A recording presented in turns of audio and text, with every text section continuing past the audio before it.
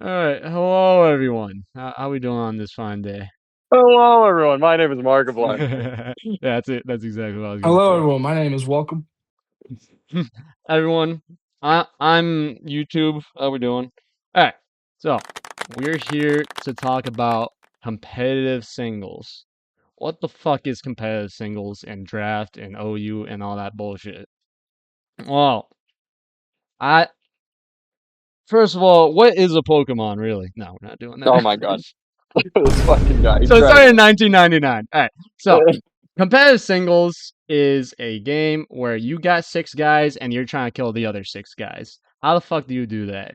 It it's generally a, a drawn out back and forth of module progress, positioning, gaining inches, pause, and gathering information on the opponent and what the fuck they brought to try to cave your shit in.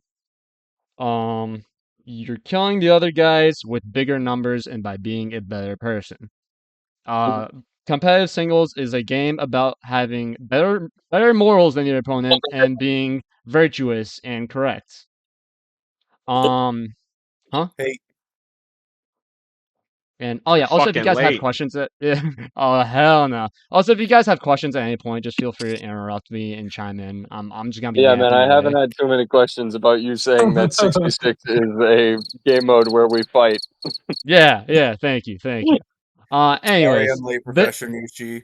yeah, anyways, you're failing the fucking course. Get the Ah, fuck out of Hey, god here. hey, hey, hey, damn wait. I'm sorry. Anyways, so there's many different ways to cave your opponent's shit in.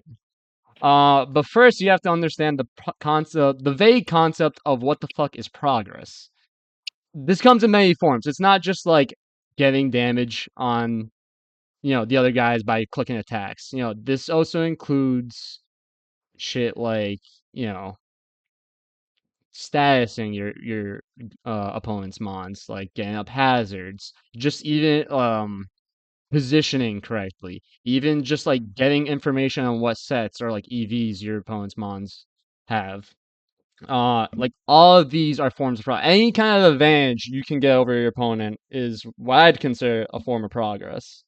Um, so again, like aside from just directly attacking your opponent's mons, like chipping things with like big fucking buttons, like this includes hazard chip, again, status, damaging them via status, shit like Rocky Helmet and Rough Skin, pivoting with like shit like U-turn, just so you have like the mon advantage over what they're bringing in. You want to put yourself into a position where you can identify a win con and set yourself up to just get your big heavy hitters and late game sweepers to just cinch the rest of the game for you over your opponent's win cons that you identify. Um, and this also includes shit like like knocking off their items, setting up shit like weather or screens, shit like that. Um, as long as you're able to put your mons in position to do what their intended function on your team is to do, like you want your walls to be able to wall the threats that they brought. You want your big hitters to get considerable chip on the things that they're supposed to target. Um, while also preventing your like opponent's mons from like doing what they're intended to do, like like putting their big walls in range of the sweepers that you brought to win the game, crippling their attackers via status, or like putting them in range of hazards, or like getting rid of their items, shit like that. You want to come out of every interaction with a favorable trade, like be it damage, be it positioning, anything. Um, any questions on what the fuck progress is? N- No? Not for me. Copy. Okay. Uh, hey, you in the back. Hmm? Um, how did I know? How did I know? Anyways, Professor Nushi, I have a question. sure. Because I'm black. Just kidding, fucking dumbass. Keep going with your stupid ass fucking lesson, bitch. Okay.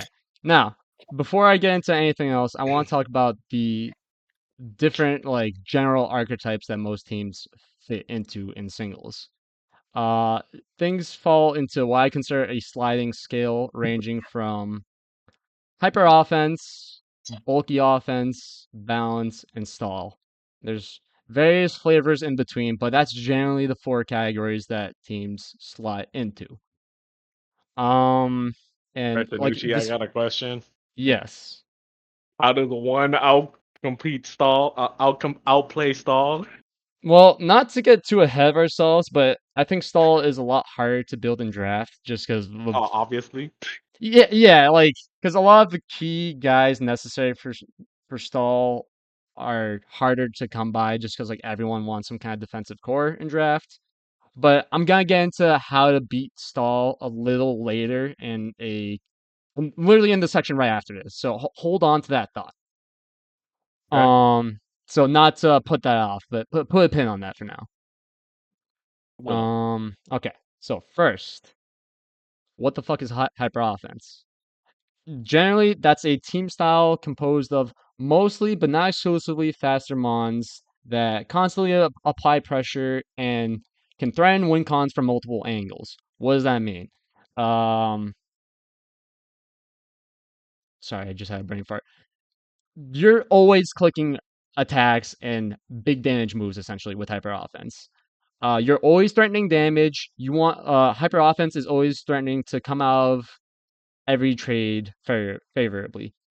Um, there's no like these teams don't really have any kind of defensive backbone.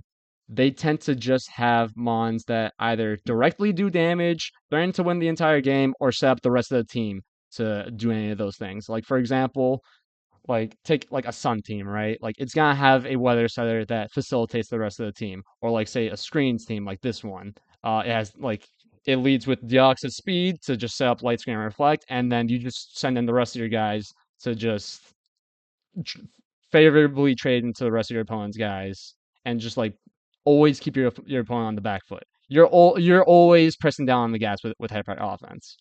Um, and like I'm gonna get into it more later, but like hyper offense teams kind of forego a lot of requirements that most other teams have. This includes stuff like hazard control, like I mentioned earlier, like a defensive core for like switching in on like other opponents' threats. Usually you're just like, all right, like how can I position my next guy to revenge kill the previous guy that I just lost? And kind of just snowballing your win con.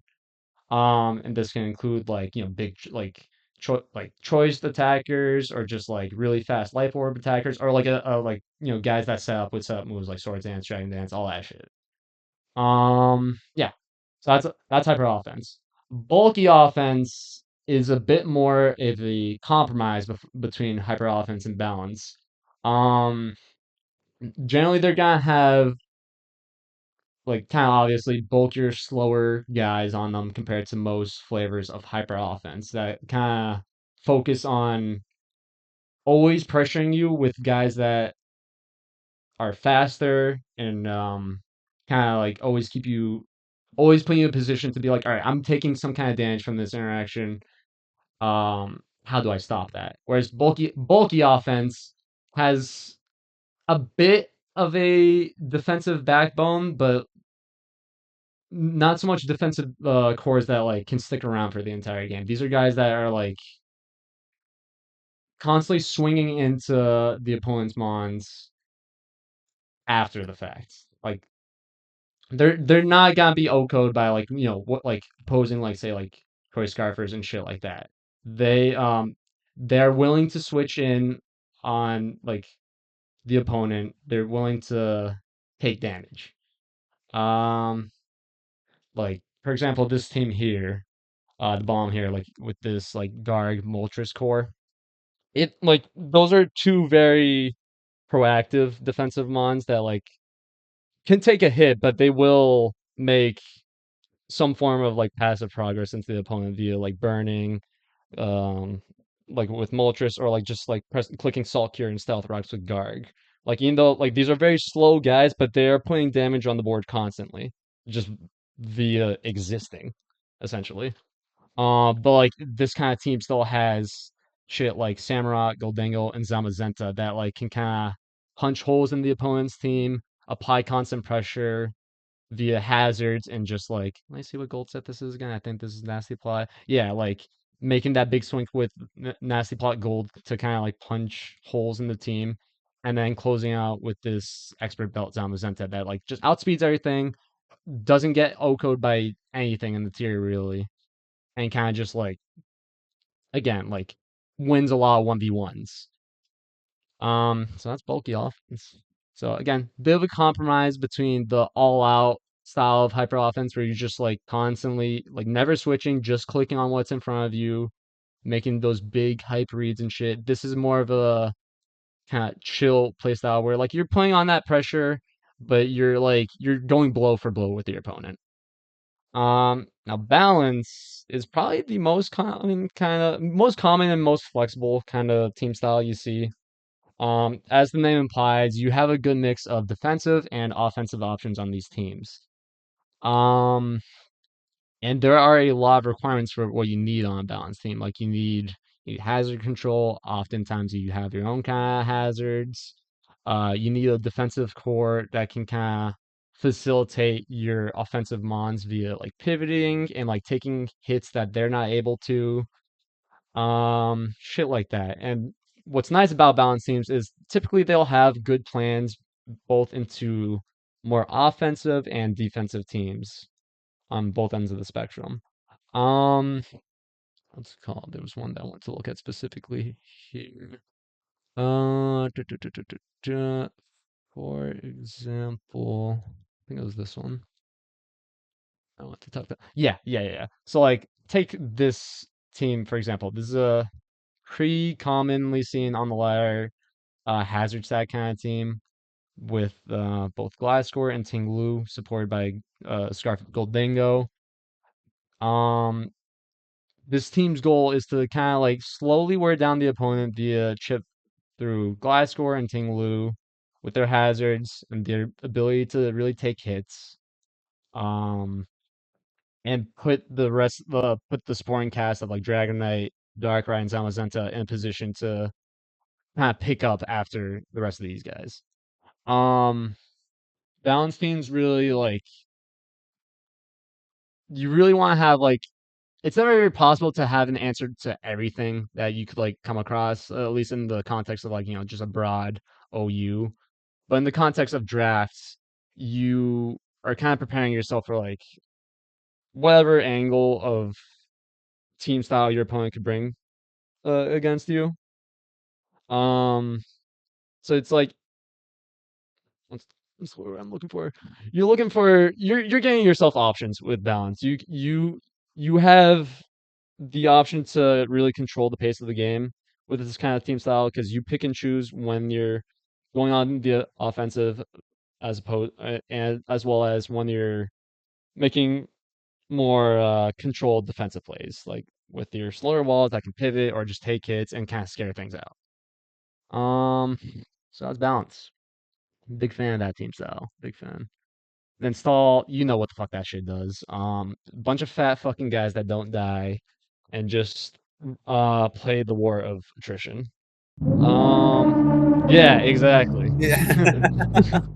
um like generally they're gonna win via accumulating chip damage or like wearing out like the PP of like your opponent's like most important moves. The stall teams aim to have a defensive switch in for basically everything. Um, and like most of their mons are gonna have forms of self recovery. Most, if not all, of their mons are gonna have ways to recover via like recover or regenerator or wish support, shit like that. Um, and like they also always have ways to like stop like setup sweepers, including like shit like Blissey that doesn't die to basically any special attacker, or Dondozo who has unaware and just ignores that shit, or even Clodsire, who does a similar thing for special sub mons. Um, yeah, very passive play style. But it's not impossible to beat. Like there are, well, I'm gonna get into later, like wall breakers that kind of like focus on really ice. The thing with stall teams is oftentimes when they lose one piece of the team, they can fall apart against like oftentimes just one mon that like you really need to. It's a, it's a lot of like just 1v1s essentially, where it's like you have this answer for this specific mon on stall, and it's gonna force out that mon, and it's gonna take chip via slamming into the wall. That is one of your 6 guys. Yeah, so not anything complicated on that front. You again, you know what that shit does. Now, uh, for the next section, what I'm gonna get into are what are good offensive qualities to have on a mon. I'm gonna call up Team Builder and kind of just look at shit in a moment. Um, so first and foremost, good offensive mons have strong spammable stab moves. Now, what is a spammable stab move? Like shit you can kind of click without fucking thinking about it at all. Moonblast. Exactly. Moon like, Moonblast perfect bumper. example actually. Moon like take let's go in Ananas, right? Ursa Luna Moonblast. D, Blood Moon.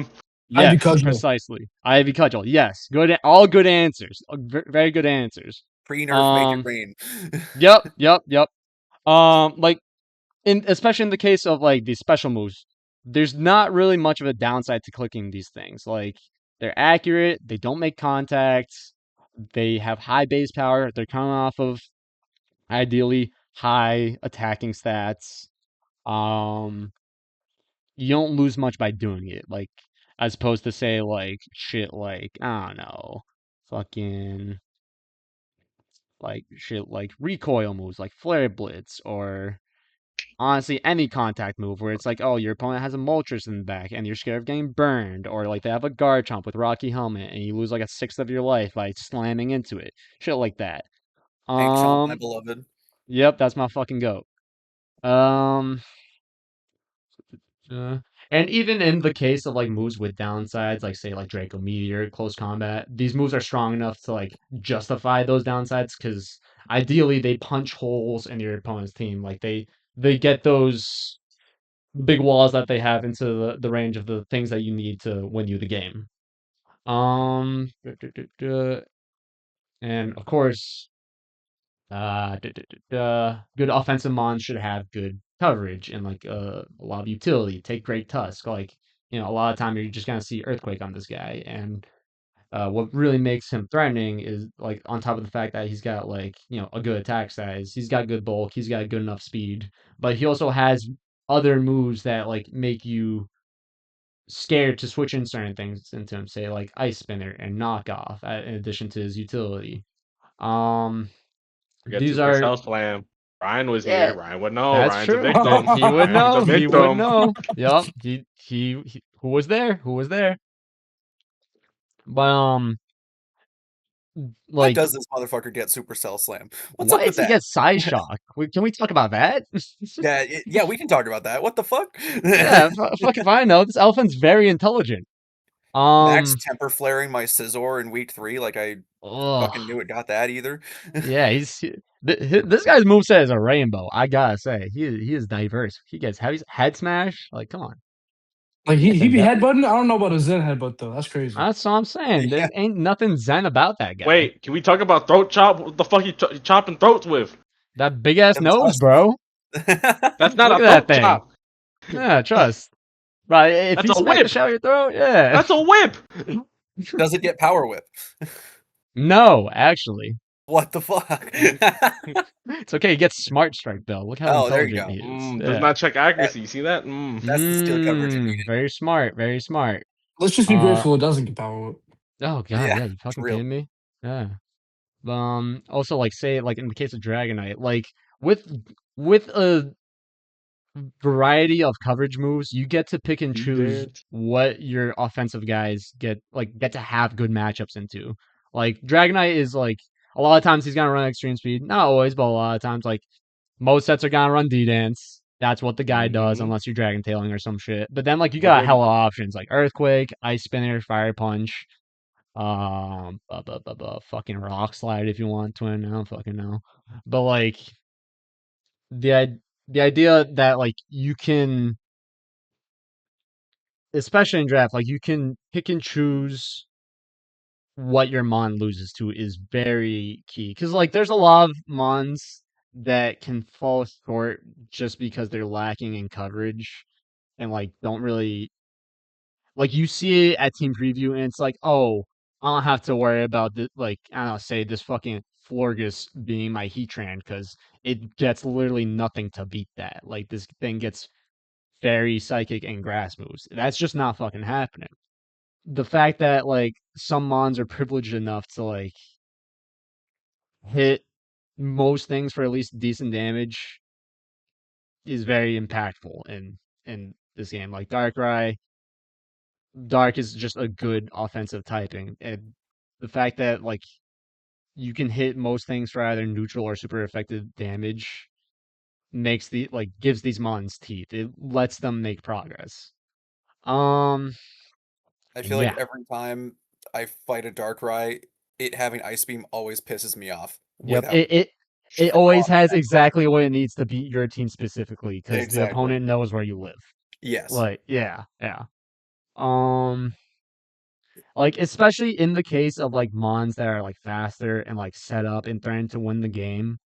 The fact that like you know what coverage options you have and your opponent doesn't allows you to put yourself like to choose when to put yourself into a winning position. Like, I'm seeing like I see my opponent has Dragonite last, and like we're going back and forth and we're swinging at each other. I don't know what the fuck that thing has until it's like too late. It's like I can pull up with my Alomomola and like try to, fucking burn it or whatever. And then it turns out he's running like, I don't know, fucking substitute and I just lost. And then he's gonna like swing into me with like a big ass outrage. Like, yeah. Well, just having the agency to choose what you beat and don't beat is very impactful on like Mons that you're using to make progress and deal damage. Um But another important aspect that I think a lot of people kind of glean over with offensive mons and like guys that do damage is having decent enough bulk. Um for example, Iron Valiant. Like and when I mean decent bulk, I don't just mean like their defensive stats. I also mean their typing and like what qualities that gives them in terms of switching in. Like take Iron Valiant is not a hit taker. Like this thing has 74 HP, 90 defense, and 60 speed death. He's not sticking around for long. But what his defensive profile gives him is opportunities to switch in and avoid being taken down by a lot of priority. Like for example, he's a fairy fighting type. This guy's quad weak to dark and immune to dragons. Just having those qualities informs the plays that your opponent might make. Like, say they're staring down your Great Tusk with a Dragapult, right? And it's like, oh fuck, this guy might click Draco Meteor into my shit and blow my shit smooth off. But they have to second guess that decision because your Iron Valiant can come in, not care about that Draco Meteor, and now they're outspinning it with its booster energy and threatening to kill it with the Moonblast. Like shit like that can really give these Mons opportunities to come in on their own merit. Like you don't necessarily need to facilitate them with like slow pivoters like Corviknight, Alomomola, and King, shit like that. Just like the fact that they give you that kind of flexibility to position themselves on their own merit is very big. And like on another note, like the fact that um, Valiant has a decent enough defense stat with of base 90, allows it to survive hits from most priority moves. Like even a +1 D Knight extreme speed doesn't OHKO this thing. You don't have to worry about King Gambit Sucker Punch blowing your shit smooth off. Even the random ass like Rillaboom Grassy Glide or like an Aqua Jet from I don't fucking know who. Um, Fucking Samurai. You don't have to worry about that. Like the fact that like you're not gonna get O code by most things really gives these mons a lot of value. Yeah, so that's something to think about. Like another example includes fucking like someone who's not necessarily gonna like win you the entire game, but something like Lander Asterion. Like this is a guy who has both great offensive and defensive qualities because this guy like nowadays you don't necessarily see landers like, going for um like setup sets or like choice scarf sets. Like, most like the most common Lando set you see is some shit like this. Um, where like, your only big damage move is Earth Power, but like you're still getting a lot of damage via shit like Rocky Helmet Chip, Stealth Rocks. You have pivoting, you have taunt to shut down opposing setup. Um, but like you also have that bulk. Like this set is max invested in HP, so it's like a mon like this is always looking to kind of just swing into things and just put damage out there without without worrying about being OHKO'd by most things, thanks to its defensive typing. Like you have two immunities, you have a bajillion fucking resists. Like your only weaknesses are water and ice, which are very easy to build around because like any water type resists both of those. So like shit like that is just good to have. Not to mention like you don't have to worry about hazards that much because you're immune to spikes, you take neutral damage from rocks, so a mon like this comes in frequently. And on that note, having pivoting also gives offensive mons a lot of merit. Like another example being again, Dragapult. Like a mon this fast is always one position correctly, it's always threatening to like do significant damage or status something. Uh like not there are very few things that can outspeed Pult without the support of like a choice scarf or like some kind of other item. So all of these options that it has are even more threatening because of the fact that like it's threatening something, so it's on the opponent to switch out against it. But because of that, now you as the Dragon Ball player can decide to, you know, play around that and position yourself more favorably via U-turn. Because of course, switching happens first. You just U-turn on where they brought in, and you keep on that pressure. Um, and then what else? Um, to just name a laundry list of things. Priority is good to have, of course. You need that on a lot of teams, especially stat priority. Hazards make these mons a lot more threatening. Like even something like Frail, like Meowscarada, gets a lot of, or like even Ogre Pawn. These guys both get spikes. Like the fact that they're so fast and like so threatening forces the opponent to make switches a lot of times. So like on those turns where it's like, oh, like my opponent has a fucking Coronet that's gonna quad resist my grass moves. I'll just click spikes and then move on with my life. And now it's on the opponent to like get rid of that, either get rid of them or deal with the chip damage that they're forced to take. So like these qualities like this are really nice to have because you don't necessarily always have to attack into the opponent. Like you're doing something with these mons while taking advantage of the fact that like your opponent needs to respond to them. They have to do something about these mons now, but you have the initiative to decide what to make them deal with. Um, Setup moves are always really nice to have. Shit like Swords Dance, Dragon Dance, Calm Mind, Bulk Up, shit like that are very nice qualities to have on a lot of teams. Like this is how you either make really big swings into the opponent's team or just even close out games. Um, and then like a bunch of miscellaneous tools include like what I like to refer to as wall breaking tools, shit like taunt, encore, side shock, side noise, knockoff, kind of these like this category of moves that like either restrict what your opponent can do or like respond to you with or like are able to target very specific things. Um, like for example, one of my favorite mons to use to kill stall with is Hatterene. Hatterene's great because it can both spread paralysis via nuzzle, but also prevent opposing walls from healing up with side noise. And that's very nice against teams like stall because like you really prevent them from keeping their answers to your threats healthy. Like on this team, for example, that I spam the fuck out of on live. This is a like specially offensive focused team. Like the goal with this team is to threaten a win with either Nasty Plot, Life Orb Tornadoes, or Booster Energy, Calm Mind, Raging Bolt. And a lot of the same things that answer those also have to come in against Hat. but like Hat kind of progressively puts those things into range of these two guys by like limiting how healthy those things can be. Kind of like putting them into range of like their big ass stab moves, shit like that. Um, any questions about anything regarding that? Nope. Okay, so like Well, thank Dwayne, you. yeah. So Dwayne, that kind of touches upon your question earlier about like how you beat stall. Like you use shit like psychic noise or say like taunt on Landorus to like prevent your opponent from clicking recover or like say clicking encore with your Dragon Dance Dragonite or like Calm Mind Iron Valiant to buy yourself extra turns to just stack up boost and like really like limit what can actually come in on those guys and just like make those big pushes.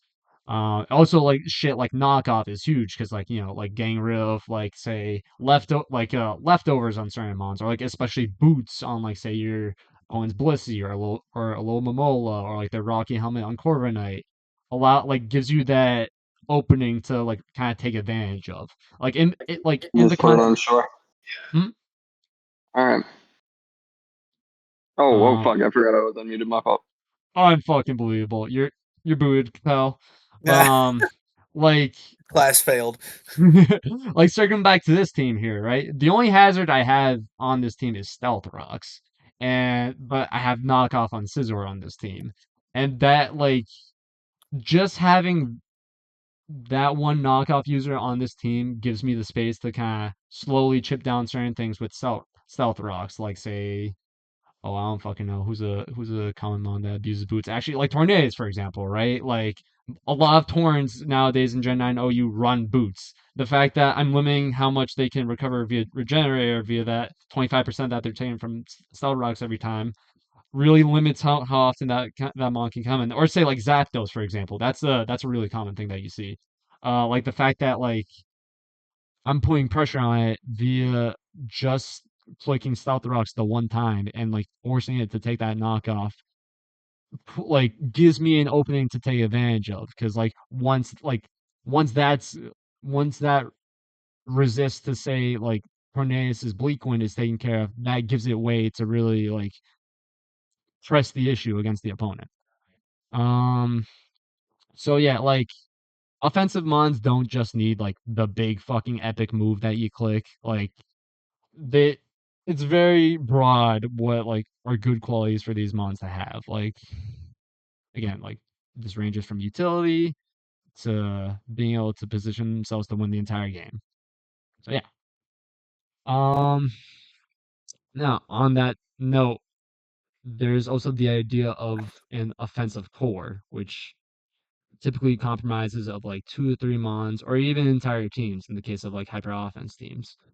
But there are a lot of different approaches to like forming an offensive core, and all of which have their own like strengths and weaknesses.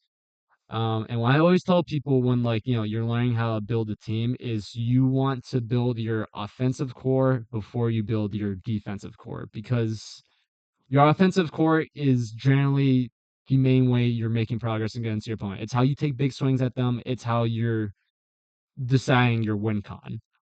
Um, what do different offensive cores look like? Generally, they'll have a mix of both physical and special attackers to like threaten walls from both sides of the spectrum. They typically have complementary type coverage. So like attackers that like kind of cover each other's weaknesses. But also in the opposite vein, you can just spam one type to really just like wear down your opponent's answers to like a specific type. Like for example, like say you're running a rain team, you're gonna have a fuck ton of water types, and your opponent's only gonna have so many resists to those water moves until those answers that they have kind of just give in to like your constant like spamming of this one single type. In the same vein, you can spam a bunch of physical attackers or a bunch of special attackers. Like this team here I mentioned has its main win cons being both Torn and Raging Bolt, supported by a Hyrian. That's 3 special attackers on one team, and the only 2 physical attackers I have are Tinglu and Scizor, which serve more of a supporting role in this kind of team. They're not like looking to like do big ass damage with big physical earthquakes and bullet punches and shit. They're mostly facilitating the rest of these guys here. But like between these two big hitters, like something's gonna give in. Like if a team's main like special wall is say like Galarian Slowking, yeah, it could take like it can tank a +2 Bleak Wind just fine. But like say it handles the Torn and like comes out of that interaction favorably, it's now at like say I don't know 30%, and now you got to deal with the fucking elephant in the room. That's the Raging Bolt in the back that hasn't procced its booster energy yet, and now it just starts swinging for game and just punches holes into everything, shit like that. Um, like another example includes like say in old generations you had old drag mag teams which like spanned a shit ton of dragon types because the only answer to them was steel types back in the day, and then they have one magnezone to get rid of the steel types, and then the dragons just fucking kill everything, shit like that. And I wonder if it's on here. I don't think it is. There was also another team on Gen 9 OU which spanned three dark types, which included, I forget the exact team, but it had these three guys: Darkrai, Samurai, and Roaring Moon. And like Dark is one of those types that's just good offensively. Not a lot of things resist it. And between these three guys, like you're only gonna have so many resists to like all these dark moves that they're clicking, like Dark Pulse, Knockoff, and Ceaseless Edge. Eventually, like your Tinglu or like Great Tusk are gonna cave to like one of these guys, and then they're just gonna beat the shit out of the rest of the team with their neutral good dark moves. Um, so yeah, shit like that.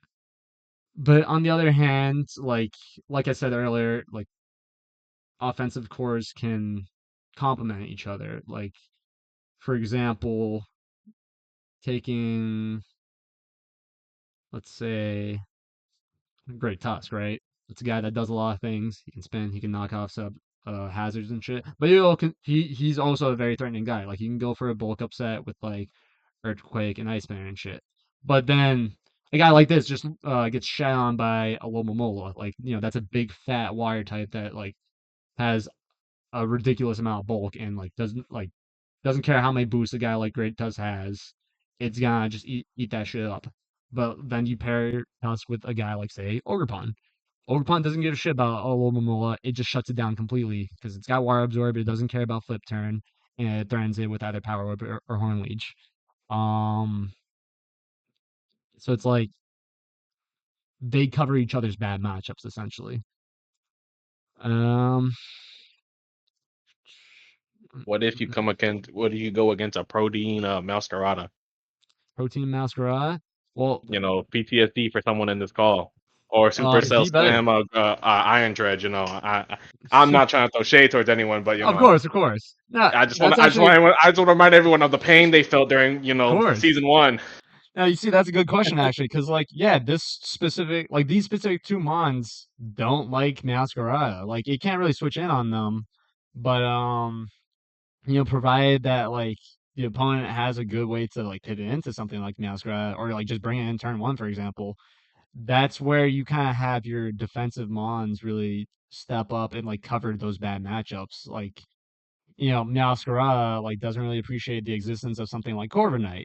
Especially like Rocky Helmet Corviknight, for example. Like, the most that I can do to it is like knock it off and then like take a little bit of chip and like, win the exchange in that regard. But like, now you got a Corviknight that's like chilling and is free to slow pivot via U-turn and get your threats back in.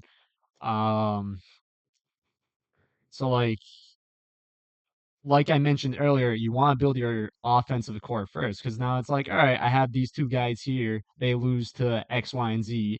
How do I support them with Mons that like can facilitate them and like get them in when I can't just like straight up switch in my Ogerpon or my Great Tusk? How do I when I'm on the back foot respond to threats like Meowscarada or say like Dragapult or Tornadus, like who are mons that like outspeed both of these guys and can threaten to kill them on the spot. That's where your defensive mons on your team really support these guys. So yeah, that's the answer to that question.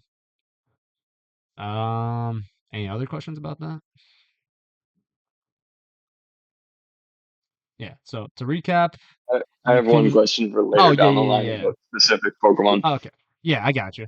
Yeah. So to recap, like generally the two approaches you can take to building an offensive core are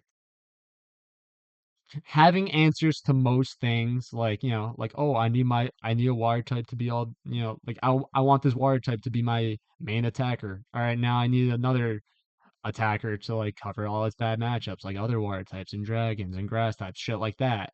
Or you can just go for a one hammer to fit all solutions kind of thing and just spam one style, and eventually something on the opponent's team gives. Actually, you Um, know what? I can yeah, ask you right now. yeah. Where do you think in this whole process, all the 100 all rounders, you, Shaman, Manaphy, where do you think those fit Hmm. typically? Oh yeah, like on a team, or like like Yeah, in like the the 100 category, all like rounders. yeah. It really depends on the other qualities that they have. Mhm. Which is a broad answer. Like for example, Manatee. I see Manatee and I'm like, this guy does one fucking thing. He has a bunch of setup moves, including Right. Take Heart and Acid Armor, and then it has shit like Scald and wait, this gets knockoff? What the fuck? Scald and like Stored Power or like Tail Glow, right? Like I see a guy like Yeah. Manatee, I'm like, this guy's trying to set up and kill me. Like he Mhm. doesn't really have a lot of like defensive, like he doesn't have a lot of defensive qualities, which includes shit like hazards or like Recovery or anything like that. yeah, like it doesn't really have recovery. Like the most it's got is like rest in the Does it have rain because like a wish or something? Or nope, nothing like that. Like it Mm. gets flip turn, which I'm actually learning for the first time. I'm not gonna lie. When the fuck did he have that? He has haze and heart swap. But like, how often is a mon like Manaphy gonna come in on sub attackers and like click haze? Not often because Yeah. it can't recover.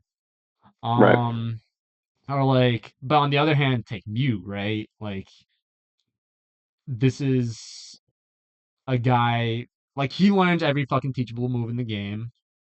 He's a pure psychic type, which fucking sucks ass defensively because like, what you resist other psychic types fighting. Yeah. Like, but he's fast enough. Like 100 with the plus speed nature gives you a 328 speed. That's pretty Yeah. baller. So like in more often than not, you're gonna be able to click things first. So like like Mew gets hazards, of course. He gets U-turn. He gets knockoff. Uh, but he does also get moves like he can do Calm Mind, he can do bulk up. So like he can't like mons like this can serve either function or the other.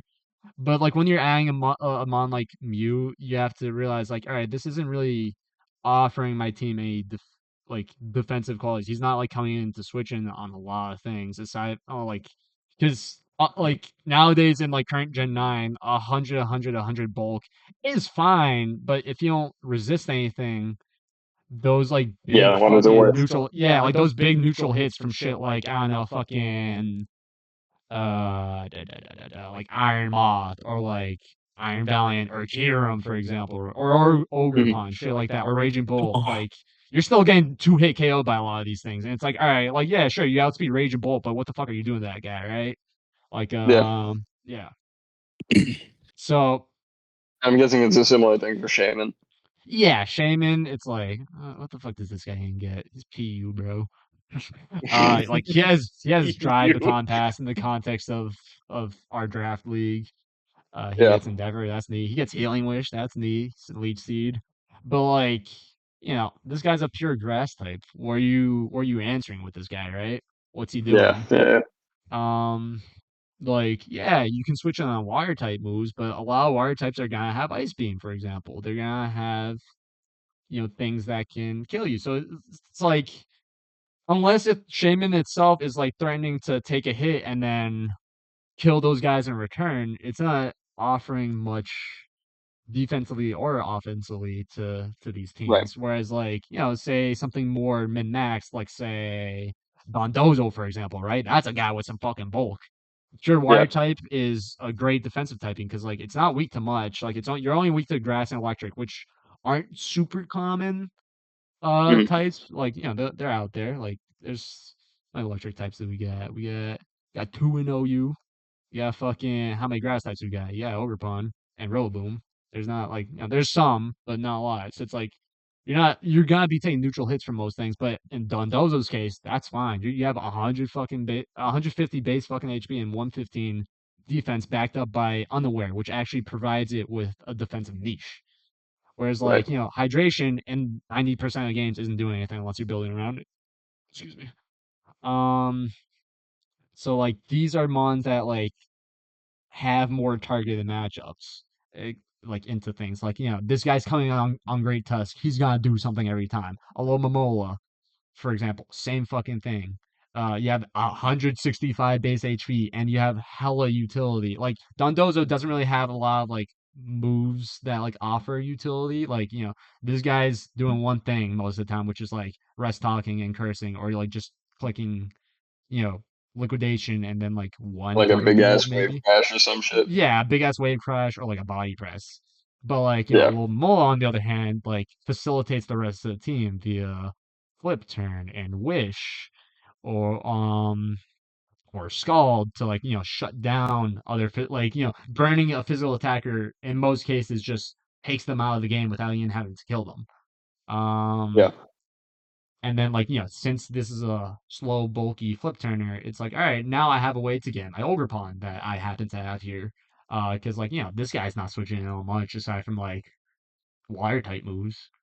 But, like, Right. now I don't have to worry about this thing's bulk because I have a little Mola there to take the hits. Or, like, say something like, on a similar note, Valerian Slow King, another slow pivoter that, like, has regenerator, so it's like, it's gonna be sticking around.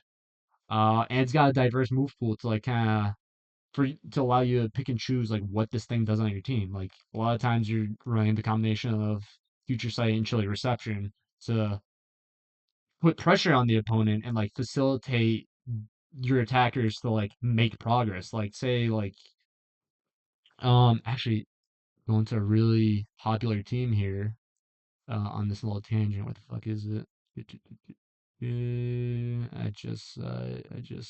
Where is it? Yes, this is one of the most popular teams on OU. It was made 3 years ago, and you still see it on the ladder. Glow King on this team, uh, Kirim. yeah, Karam, but not even just Karam, Kingambit and Cinderace. Glow Yeah. King on this team helps position those guys and helps them put on the gas by like you're coming in on say like I don't know your opponent's Raging Bolt, taking a hit or two, clicking Future Sight, getting the fuck out with Chilly Reception, and then going to your Specs Curum. Who the fuck is taking a Future Sight plus either Specs Blizzard or Earth Power? Fucking jack shit. That's who. Like you're playing with this defensive mon, you're making your opponent kind of like take a concession and being like, all right, who am I like willing to like lose health on and like potentially losing for the rest of the game. And you're only able to make those pivots with Glow King, or like say like who's taking like a Future Sight plus Powerball, or Ironhead from Gambit, or like even Hurricane from Zapdos. Like the fact that like you're putting on that much damage on the board like on one turn lets you make those like big swing moves that you wouldn't otherwise be able to with like just like six fucking choice band attackers, for example, right? Like you can respond to your opponent like more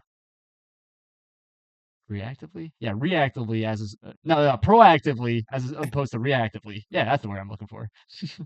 um, 1 second to turn on my lights. It's getting dark in here. Oof. You know what? Me too. I got the game on. I got the stream open. I'm ready. Oh yeah. So yeah, like we're already talking about the like topic of defensive mons, like thanks to your question. But like, yeah, that was my next section here. Like good defensive qualities on a mon include relevant type resistances, recovery for longevity, ideally. Not always, but ideally. Because there's plenty of mons that like don't have recovery that are very fucking good. Take King Lu, right? Like most of the time this guy's only recovery is the leftovers it's holding, and like maybe you're a little supporting it. Other qualities include slow pivoting, which I just got into right now. This prevents the mon from like being being too passive, being a sitting duck, and like gives you way to get your frailer but threatening guys like shit like Overpawn, Dragapult, Cinderace, Iron Valiant, shit like that. And then ideally, what I was really getting into with the guys like Shaman and Manaphy and Mew is like some form of progress making shit like hazards, hazard control via like defog and rapid spin, knockoff support, status, wish, something for the guy to do and preventing them from just being a big fat ball of stats. My favorite example being unfortunately one of your goats, Justin, Hisuian Gudra.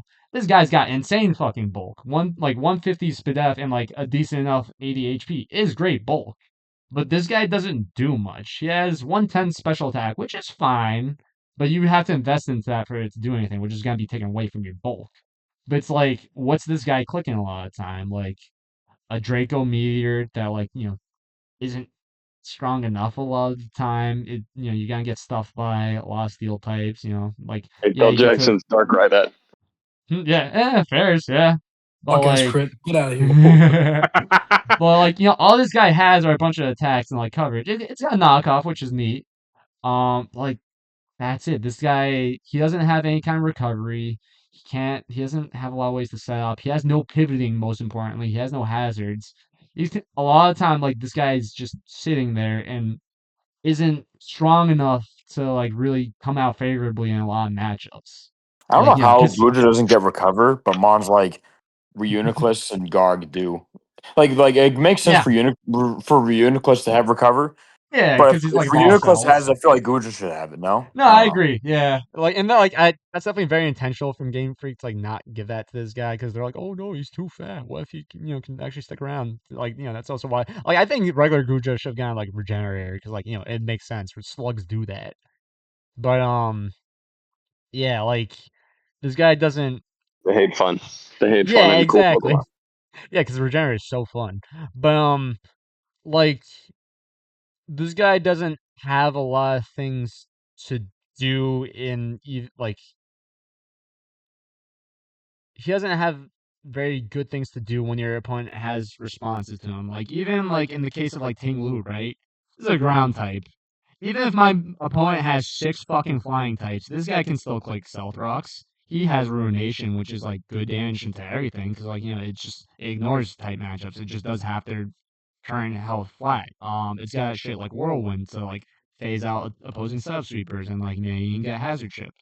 Like this guy can't pivot, but he has tools that like let him do things outside of just like, oh, I'm gonna swing into this guy and pray that like my opponent was asleep at the wheel and actually accidentally switched into their Great Tusk to take this Draco Meteor for some fucking reason, right? Like you have more broad options and like mid ground plays to make with guys like this. And also in the case of Ting Lu, he has relevant like resistant immunities. He's a ground and dark type, so you have 2 immunities via psychic and volt switch, or electric, sorry, which are like both very relevant immunities to have because like all right, now you have an answer to Glow King Future Sight. You don't get absolutely shat on by a volt switch Zapdos, shit like that. Whereas like Steel Dragon is a good defensive typing, but it's like you're vulnerable to like a lot of like shit like neutral fairy type, like you don't want your one steel type to be neutral to like fairy type moves. He's weak to like anything that like great tusk is gonna click. Like not to say that shit like Ting Lu doesn't have plenty of relevant weaknesses, but like what resistances is Gudra giving you? Like yeah, you get the you resist like grass and water, shit like that, but it's like what's he offering you, right? That's kind of my spiel on that. But then getting into the topic of like a defensive I will not core. have this time. I'm my boy. Yeah, I love him too, but like, damn, he's what tier is he? He is he's RU for a reason. Like, Bias. Question. yes. Okay, so I know Ubers is the top, but Yep. then what's the category? What's G League versus what's the difference between like G League and fucking D1? Right, G Like high League. school. Yeah, so if we put this in the basketball terms, we got high school, we got A1 middle school, we got high ZU is school. ZU, dead. ZU, Uh, ZU. All these tiers here. NFE is high school. NFE Yeah, is high yeah. school. NFE is high school, so like no one pays attention to that. Okay. Z. This is the G Just League. NFE just says All these. Monopoly Evolved Pokemon. Yeah, yeah, yeah, yeah. Like all of these guys, they don't got no home. They're homeless. Their chains are green. Okay. I Okay. Uh, well, So I feel like ZU is more like D3 college ball type yeah, shit. okay. yeah. Okay. I agree. Like you got motherfuckers like Fiona here. You got Persian here. That fucking Reg Ice, bro. Reginald Ice. Yo, they don't see Yo, division with the Iceman, bro. ZU is intramural basketball at the Y. Yeah. Like yeah, I guess to like Ooh, be conclusive, there's ZU, PU, what's after PU? Be NU, inclusive. RU, UU, and then OU. And then in between those are, the borderline tiers, which are like, essentially ban lists for like each of these tiers, but like not good enough for the next tier. Also, let me open the door for my cat. He's trying to get the fuck out of here. Borderline tiers are like purgatory because they're too good for the tier below, but they're not good enough for the tier above, so they just never get used in anything. Gyarados. What's this about the G League now? Ryan, you missed an important part that's critical to your character development. You Oh, missed an yeah? important lesson. What's that? We're talking about move coverage. And we had great Tusk on there, move coverage, I thought about what Specifically happened to Iron you. Treads too. Yeah, specifically Listen, Iron if Tread. if I tear that Gyarados, that Treads was gonna do like Yes. 30%. That's true. This is I, true. I, I, Yes. Justin Herbert, if man, bro. If man. Hey Jackson, what if you didn't get swept by Gyarados in week 1, bro? Oh shit. Maybe you would have won the division. I mean, I ended up 9-3 anyway, so I don't think anything really changed. I mean, maybe you would have won the division though, like for real. Could have been 10 too. I mean, I'll say that differential mattered, man. True. Yeah. That's true. That's true.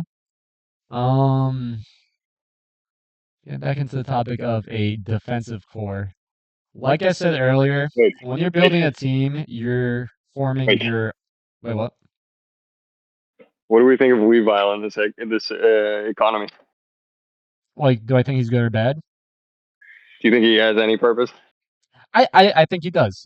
He's a UU mon. I know he's good in UU, but like you still see him in OU because like he is a very min-max guy in the terms of like, he offers your team quite literally zero defensive utility. He's got one immunity against psychic types, which is neat. Not break up That's pressure. something.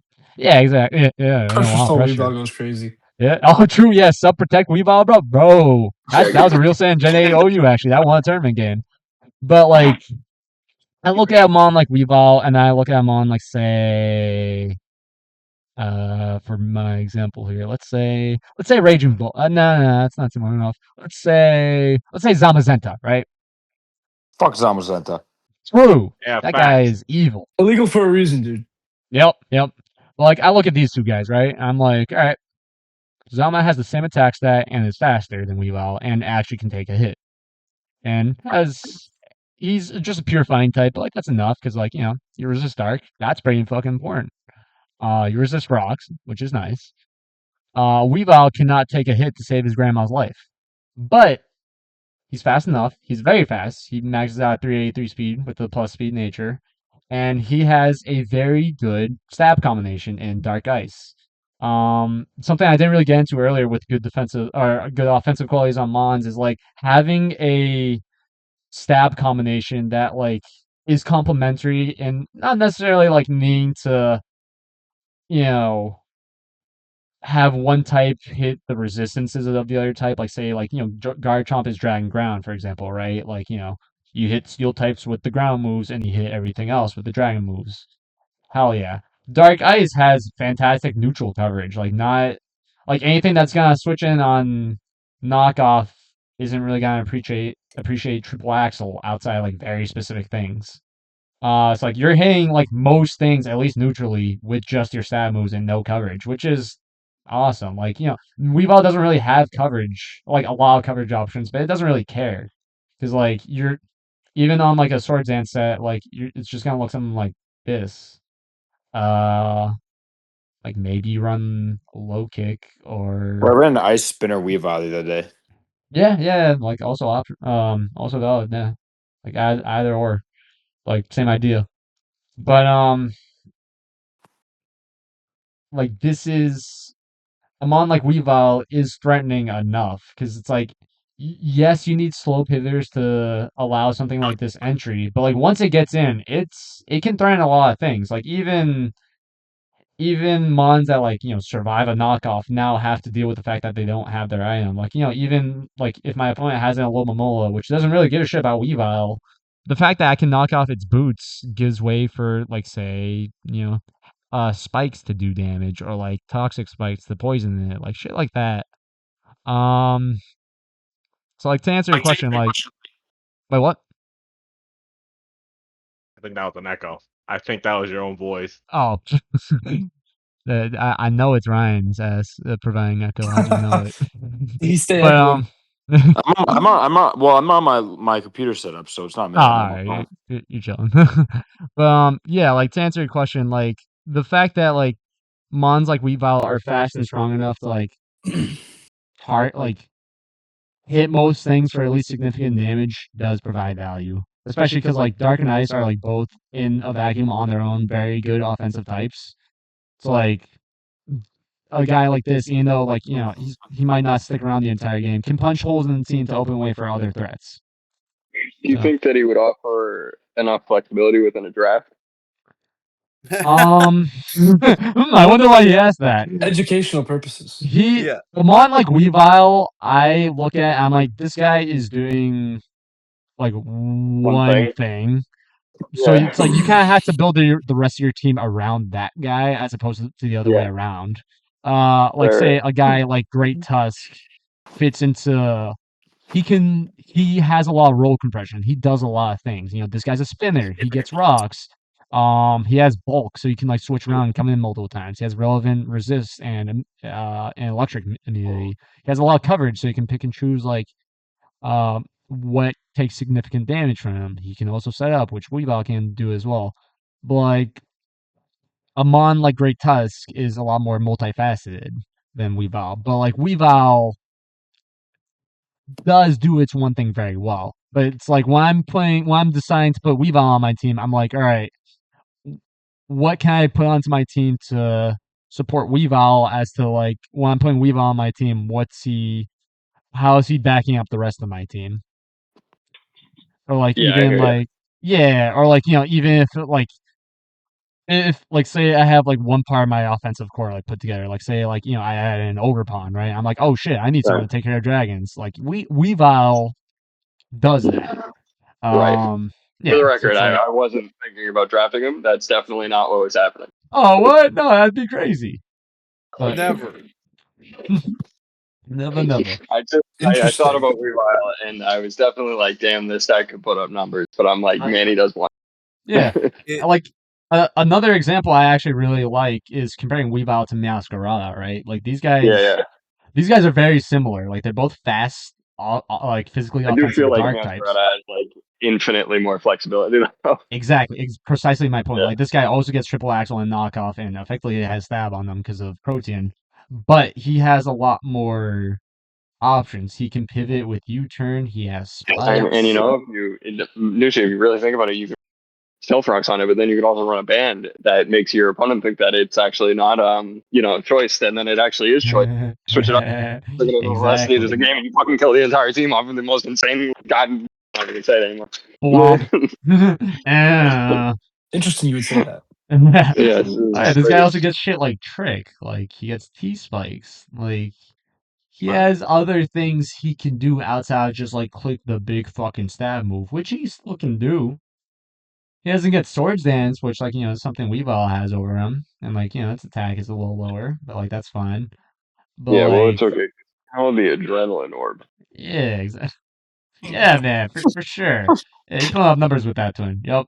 Because Yeah, you need this you thing to be faster, all right. yeah, you need the adrenaline orb. Yep.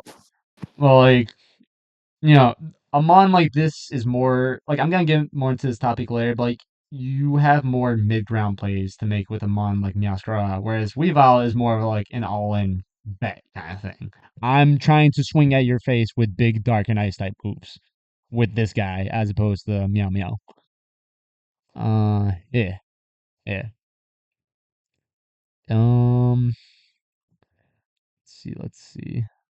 Another thing I want to get more into with defensive cores is they patch up your weaknesses on a team and have general answers for most like types and physical and special threats.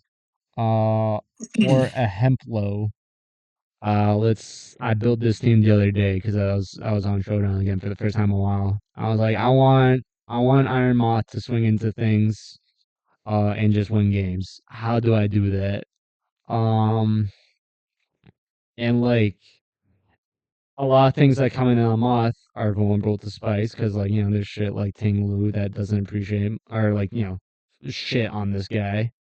Um, like what was the one I was looking for? Oh yeah, like this guy can't really do anything against water types, so I have him on like Zapdos. I have Alomomola who resists water types. Zapdos comes in on most ground types. Um, like oh yeah, another like for opposing like Galarian Slowkings, Goldingo doesn't really give a shit about what that guy does. So it's like I'm identifying like what Mons my offensive threat loses to. I'm like, all right, like what are good passive answers for those things that allow me to work around them and then like put pressure on the opponent after the fact. Um and then like while I'm building, I'm like, all right, like I have Ting Lu on my team. So I have a general answer for most special attackers. But what special attackers does Ting Lu still lose to? Um, like any water type, um, a lot of fairies. So I'm like, all right, I need a Goldango to come in on a lot, like on most fairy types, and like also preserve the spikes that Ting Lu is pulling up. Zapdos can threaten water types with discharge. Alomomola comes in on most water types that Tinglu is scared of, and then can like pivot from there and even like heal it back up. Um, Great Tusk provides my like spin support and actually gives me a mon to click knockoff with to get rid of the boots that a lot of mons will have to ignore spikes and stealth rock, and now they can be put into range of like Iron Moth's moves to help me close up the game. So like it's like this line of thinking of like, all right, like this guy that I'm putting on my team to like win me the game, I need to identify what that loses to and how to like counter team against that from there. And like how can I do that in just 6 team slots? So yeah. And then next I want to talk about what the fuck is the deal with Terra and like why it's so good and what you're looking for in a mon that you want to be your Terra captain.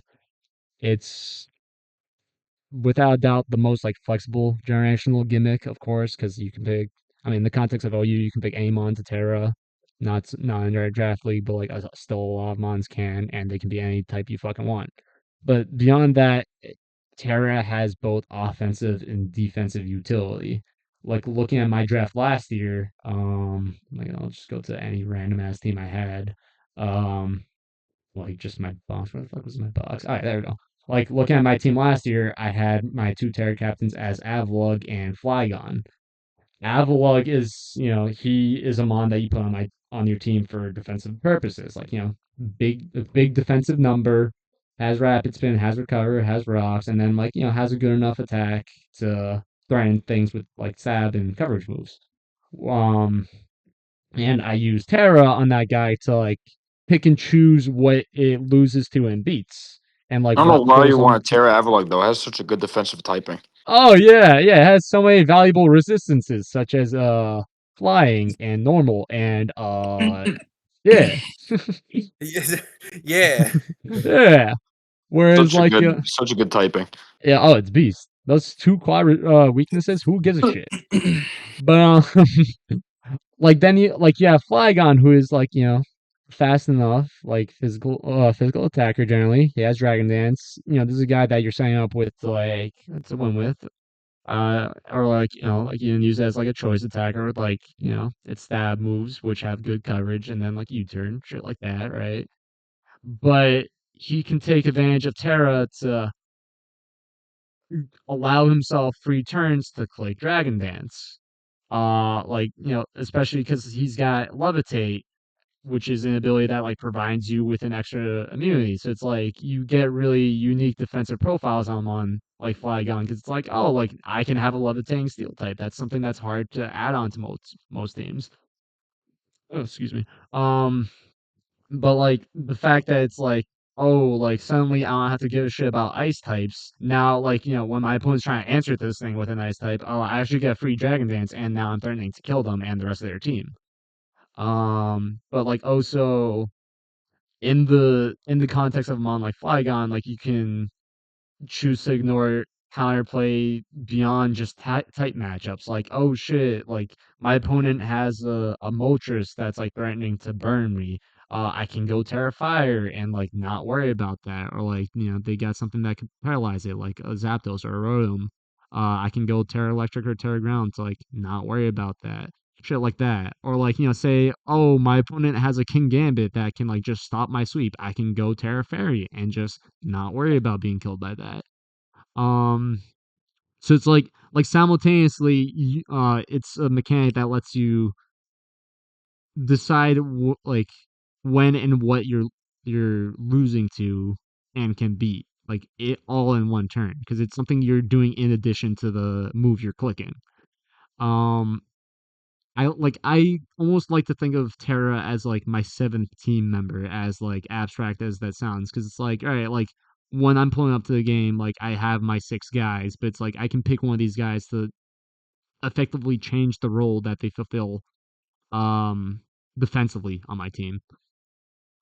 Um so yeah, that's kind of my like quick little spiel on Terra and what it does.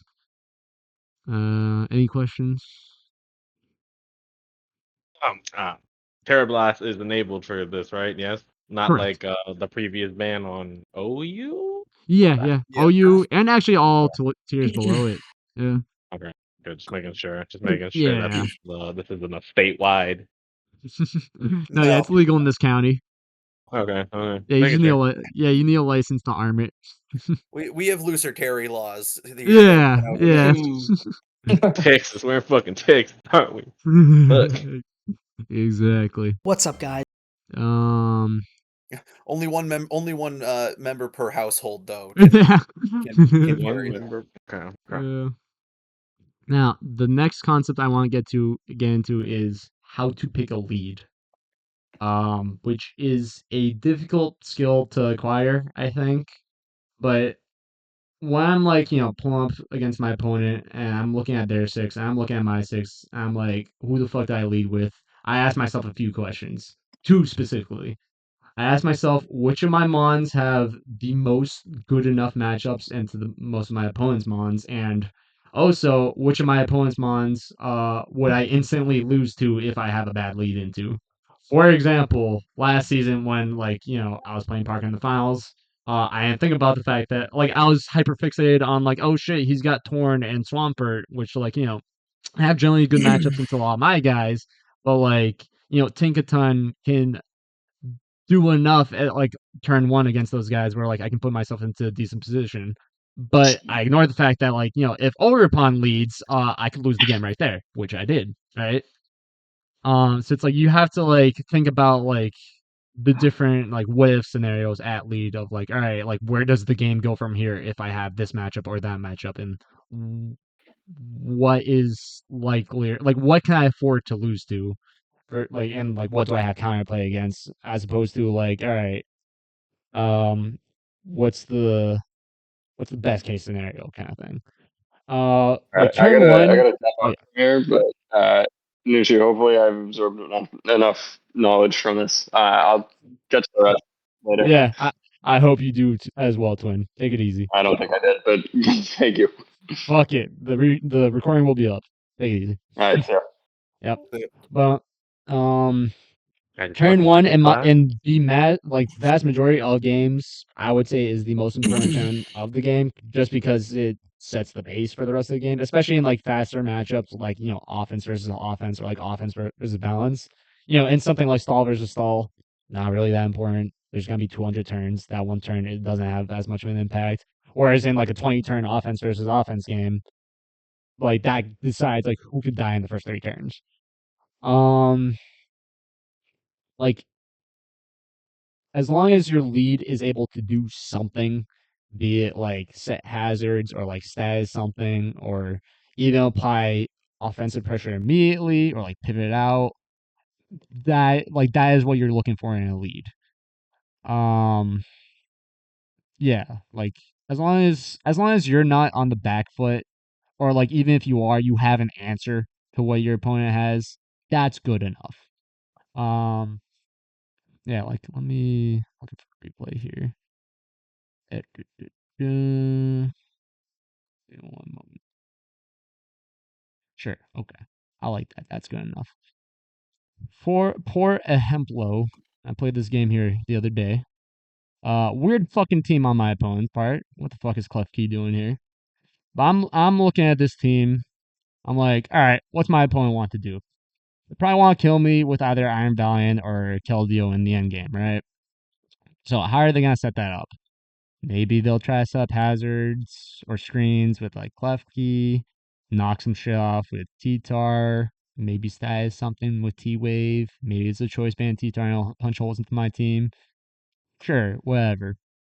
Um, so I'm like, all right, what matches up into most of these guys well enough? Um, like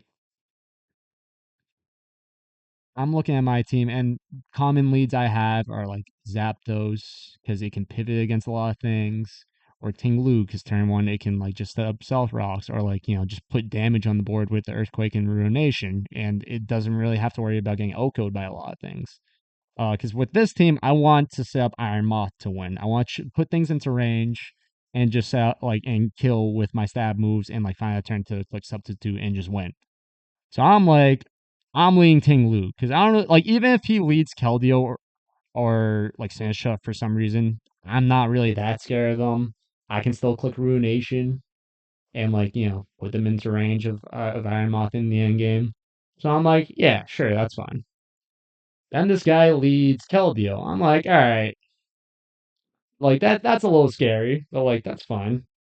But I'm looking at this team. I'm like, I do need Tinglu to be healthy enough to not immediately fold to Iron Valiant in the end game because I don't know what that could be. It could be Calm Mind with like Moonblast and Shadow Ball. So like I can't really answer it with Goldengo because it's gonna get O-code by +1 Shadow Ball. I don't know if it's Swords Dance. I don't know if it's Choice Specs. Who knows? So I'm like, all right, I'm gonna Terra turn one, which isn't something I normally do, but I'm gonna Terra turn one so I can, tank whatever the fuck Keldeo is gonna do and just put damage on it. Now I'm like, all right, this guy probably doesn't want to stay here. I'm just gonna I think I click rocks. Is that what I do? Let's find out. He flip turns out, sure, whatever. Gets in this guy. Oh yeah, I click spikes. Yeah, that's why I had on this team. That's a pretty good first 2 turns. I took this thing down to half HP. I had a hazard up. That's pretty good. I'd say that's a successful lead matchup in my opinion. Um like now I'm on pace to, you know, work from there, pivot around and do damage with Iron Moth. Um, yeah, yeah. And like from there, what I can do. Yeah, yeah, I whirlwind that out, look around, Iron Valiant comes in, sure. Blah blah blah. Du. Let's see what else I want to say on that point first before I go more into this battle. Um, like within these first couple turns, I've put myself in a good position. I got lucky to bring out Iron Valiant and burn its boost energy. Keldeo's at half. I've put myself in a good position against Keldeo with Zapdos being here.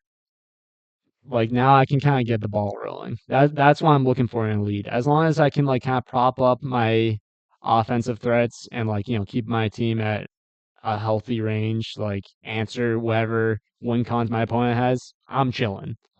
As the battle goes, we kind of do this whole rigmarole of like, switching in clicking shit against each other. He gets up his hazards. I get up my hazards. He brings them in the fucking teacup. We do our little song and dance. I take a shadow ball from that. This guy comes in. Blah blah blah blah blah. What the fuck did you even click with that? Actually, earthquake. Your butt.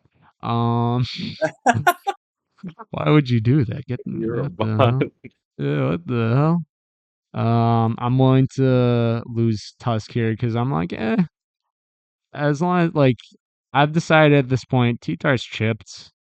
Um, T-Tar's chipped, which is like the one thing stopping Iron Moth from really sweeping. Iron Valiant burned its boost energy, so it can't outspeed my booster Iron Moth. Keldio's chipped, so it can't tank a sludge bomb or a sludge wave. So I'm like, I'm willing to like just let this thing go as I swing into this guy, and allow Moth to come in. Now as that switches out, I click substitute and I literally win the game here.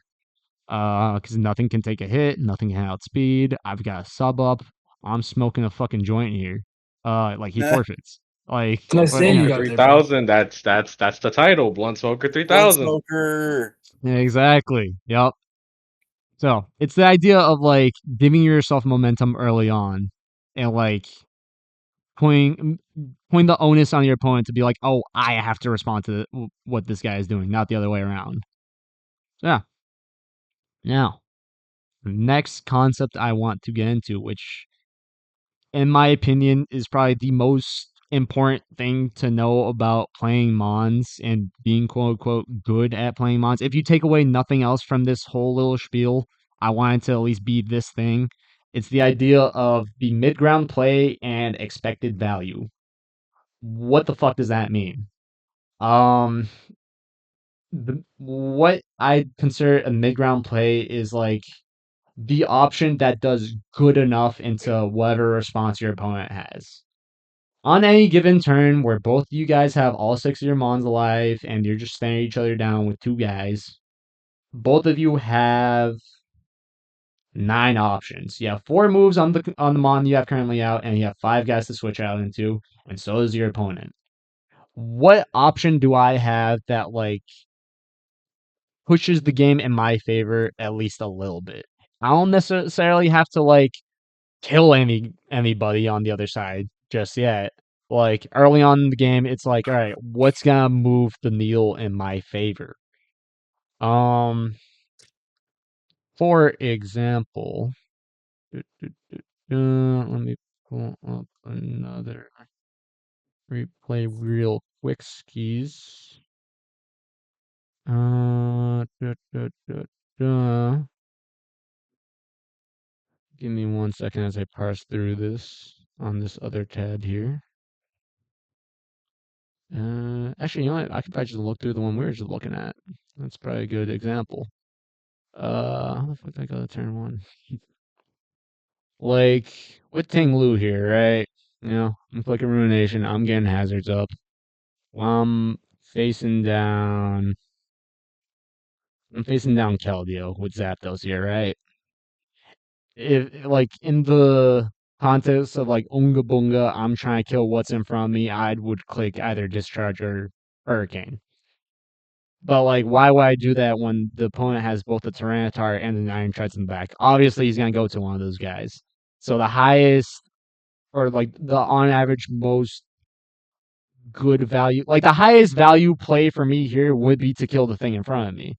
But that's probably not what's gonna happen. Because why would my opponent do that? What do they have to gain from keeping Keldeo in here? Oh, I could like go to Great Tusk or Tinglu to try to make some epic prediction to you know, uh, put pressure on Treads or Tyranitar. But why would I do that? I'm already up in the game. I'm making progress on his guys. Barely anything on my team has taken damage. Matter of fact, my entire team is at 100%. Why would I do some shit like that? Why would I take a risk? So what the hell do I do here? I click U-turn because obviously one of those guys is gonna come in. That just makes sense. Then from there I go Great Tusk, and here I'm like, this is a T-Tar. I have the ground type that scares it. Like, yeah, I could kill it with Earthquake. Well, obviously he's not gonna fucking stay in. He has Sinisha in the back who like shits on Great Tusk. Of course that's gonna come in. So I click. Was it Roger knockoff? Knockoff. Because it's like, yeah, like I would like to get rid of teacups, like either boots or leftovers, where the hell it has. But it didn't come in, which is fine. I still get rid of this guy's leftovers. Even if this thing had like Ice Beam or something, that's fine. I'll take a significant amount of damage, but like it'll still be alive. Tusk is a fast enough mon to threaten a lot of things. It's bulky enough to like still take a hit from Iron Treads and like beat it, or like I have a little Momola in the back to like either heal it or just pivot into it. That's fine. So like even though I didn't kill this thing when I could have, this was still good enough. It's something that moves the game in my favor. And what the hell happens here? Yeah, it gets up rocks, but that's fine. I have the elephant here. He's still healthy. You can get rid of rocks later in the game.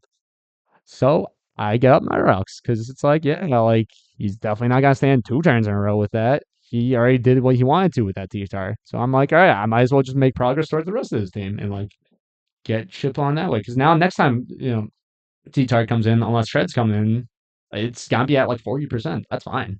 Like it's already in range of Moth, who, evidently won the game later. That's like we're fucking chilling.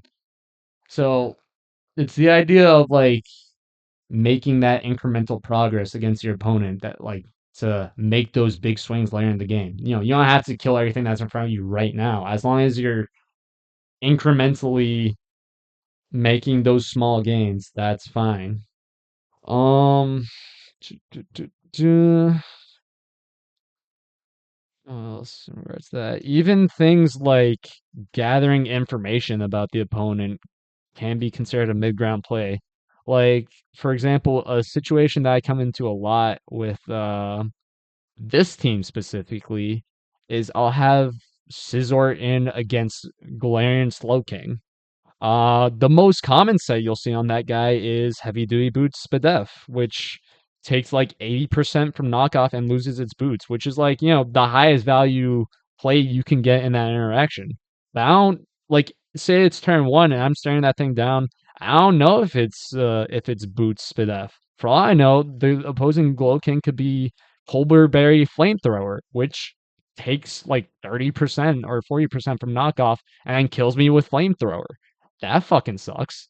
So in a lot of those situations, I'll click U-turn and then go to Ting Lu and then take poop damage from Flamethrower and get up my rocks.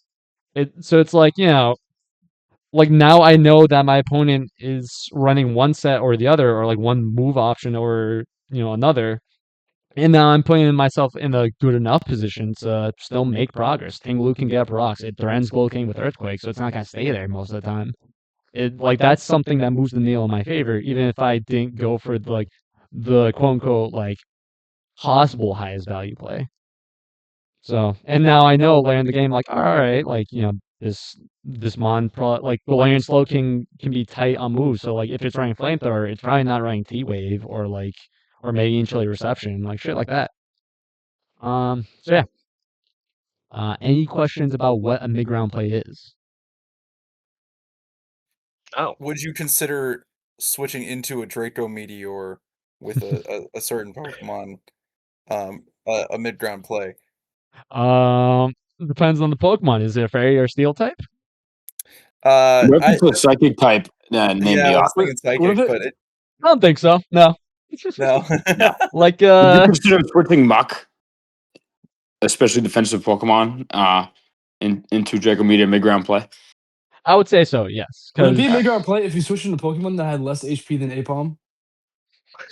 no, I don't think so. Like, hmm. Like yeah, like in the example of Alolan Muck, it's like, yeah, say if I'm staring down like a Laios or some shit, right? Hypothetical example. For example. Laios doesn't like if my Muck's at full HP, it's not gonna die anything Laios could do, but it's gonna take some chip. It's gonna take damage, which is like, yes, that's progress for my opponent, but now I'm in a like position for Muck to do something. Where it's like, on the other hand, where like say you have a hypothetical Iron Valiant, and it's like, oh shit, if he clicks Draco Meteor here and I switch in Valiant, that's like beast mode, right? But if Laios clicked Lesser Purge, well now you fucking lost your Iron Valiant, and now you lose a potential win con, as opposed to like, yeah, you're guaranteed to take damage on Muck via Draco Meteor, but like, it makes progress via knockoff and like, or like could possibly poison something, shit like that.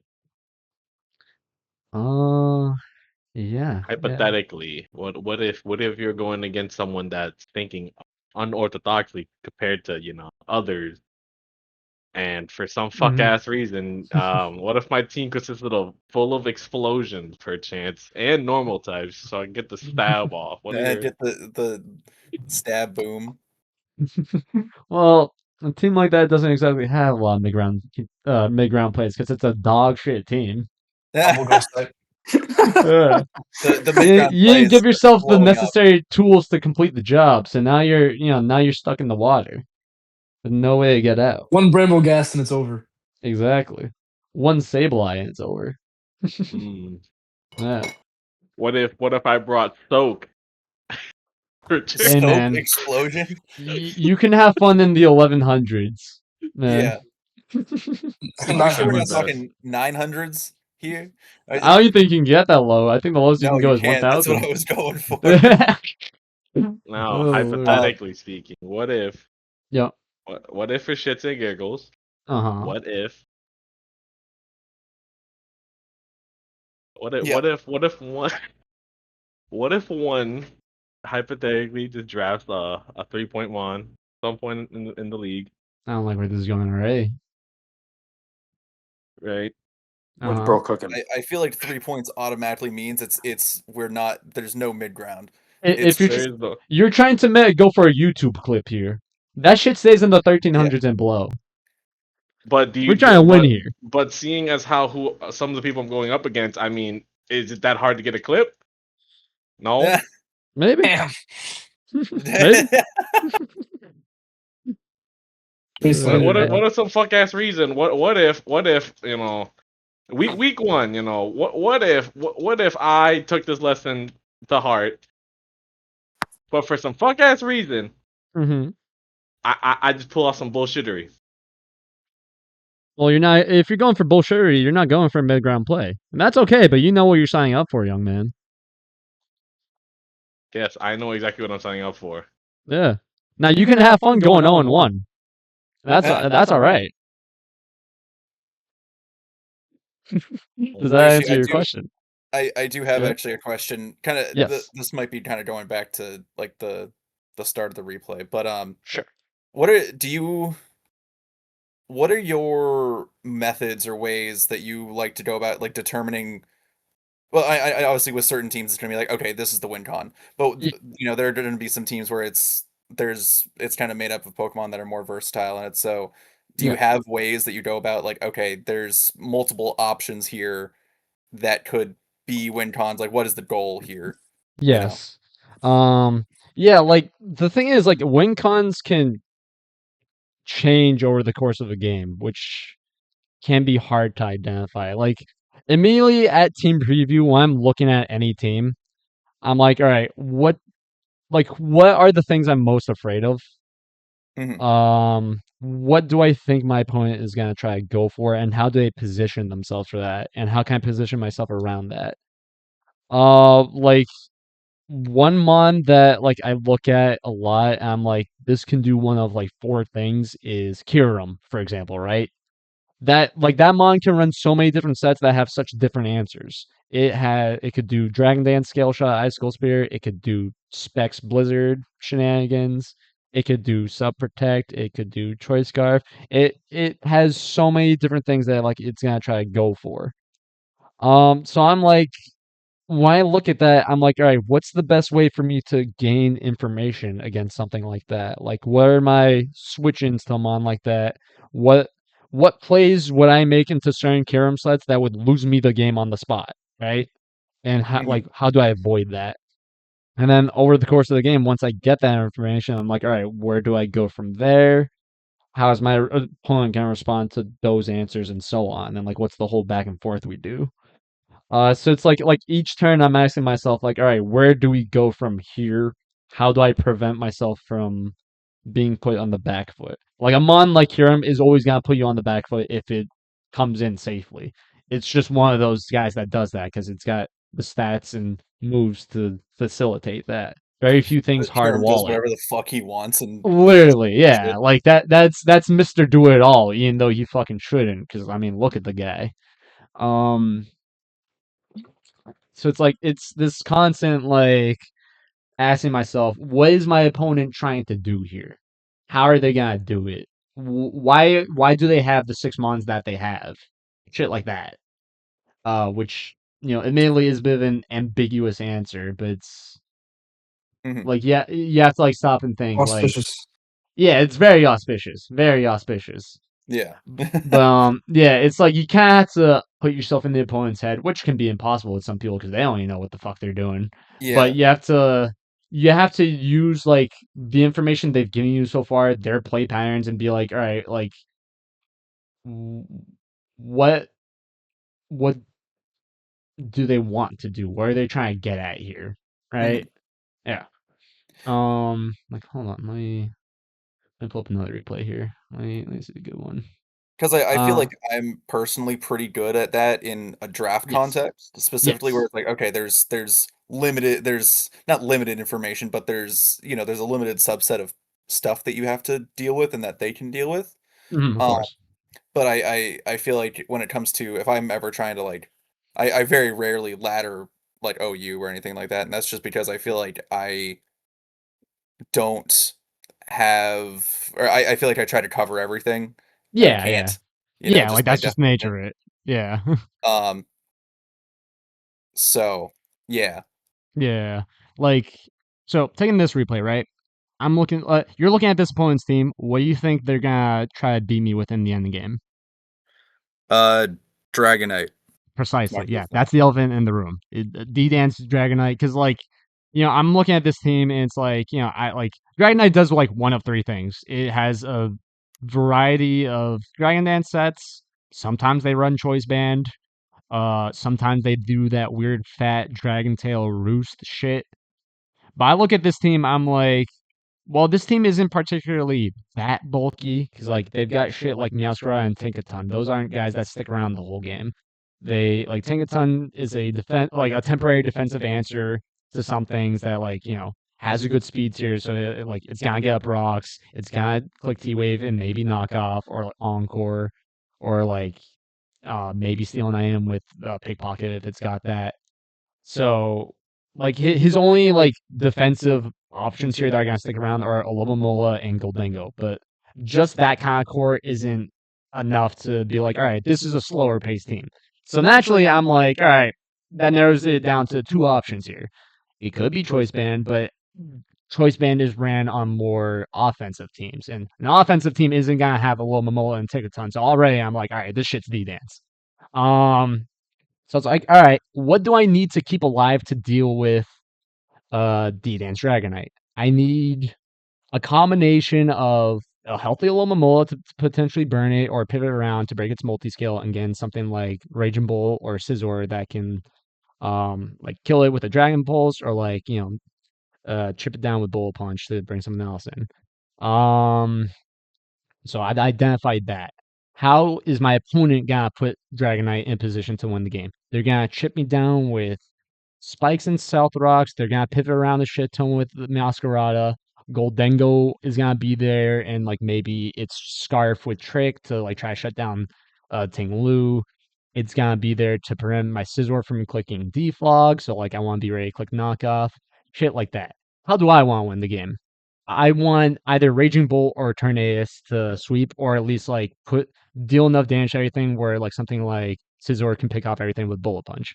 What's stopping them from doing that is Tinkaton being a fairy type that is immune to Raging Bolt. Dragon Pulse is on this team. I think it's Dragon Pulse on this. Let me check. I think it was I Calm forget. Mind, right? So Yeah, Calm Mind Dragon Pulse. But like he's got both a Tinkaton and a Great Tusk, so it's like, all right, I can't just click buttons with Raging Bolt willy nilly. So I need to get rid of one of these two things for it to do that. Um, but in that same vein, I don't know if their Alomola is a special defensive assault vest, which is also something that stops both of those things from just mindlessly clicking shit. Because now it's like, all right, he has a safe pivot into those things. and now he could like safely get in like I don't know, like Great Tusk in on Raging Bolt or like um Dragon Knight on Tornadus what with like an intact multi scale because like Tornadus is not gonna win that 1v1. So it's like I have to be like, all right, like how am I gonna chip down those answers or get rid of them or like put myself in a favorable position to kind of put my opponent on the back foot and make them respond to my shit. So, um, so what do I do from here? Who do I lead with here? I'm curious because I forget. Okay, yeah, it makes sense. So I lead with Hatterene because I'm like, all right, it like they're probably gonna lead with either Meow or Tinkaton because those are both fast guys that like do something into most guys on my team. Like in the case of Tinkaton, it wants to get up rocks or like T wave something. So I'm like, all right, if it is Tinkaton and it's Mold Breaker, I don't mind leaning head into that because I can paralyze it and like prevent it from, like doing whatever the hell it wants all the time and kind of cripple it. And then like, even if it bonks me with like Gigaton Hammer, I can click like Pain Split or like if it's Meow, I can like get Chip on it with like Rocky Helmet and then like threaten to paralyze something because like his only like paralyzed immune is Great Tusk, who is not gonna come in on hat. Maybe he's willing to get a little Mola paralyzed, but like that's fine. I don't mind Hat kind of swinging into that regardless of the set because you can click Cyanoids, you can click Pain Split, shit like that. So I'm willing, yeah, like he clicks U-turn, he gets some chip. I'm like, all right, that's cool, that's what's up.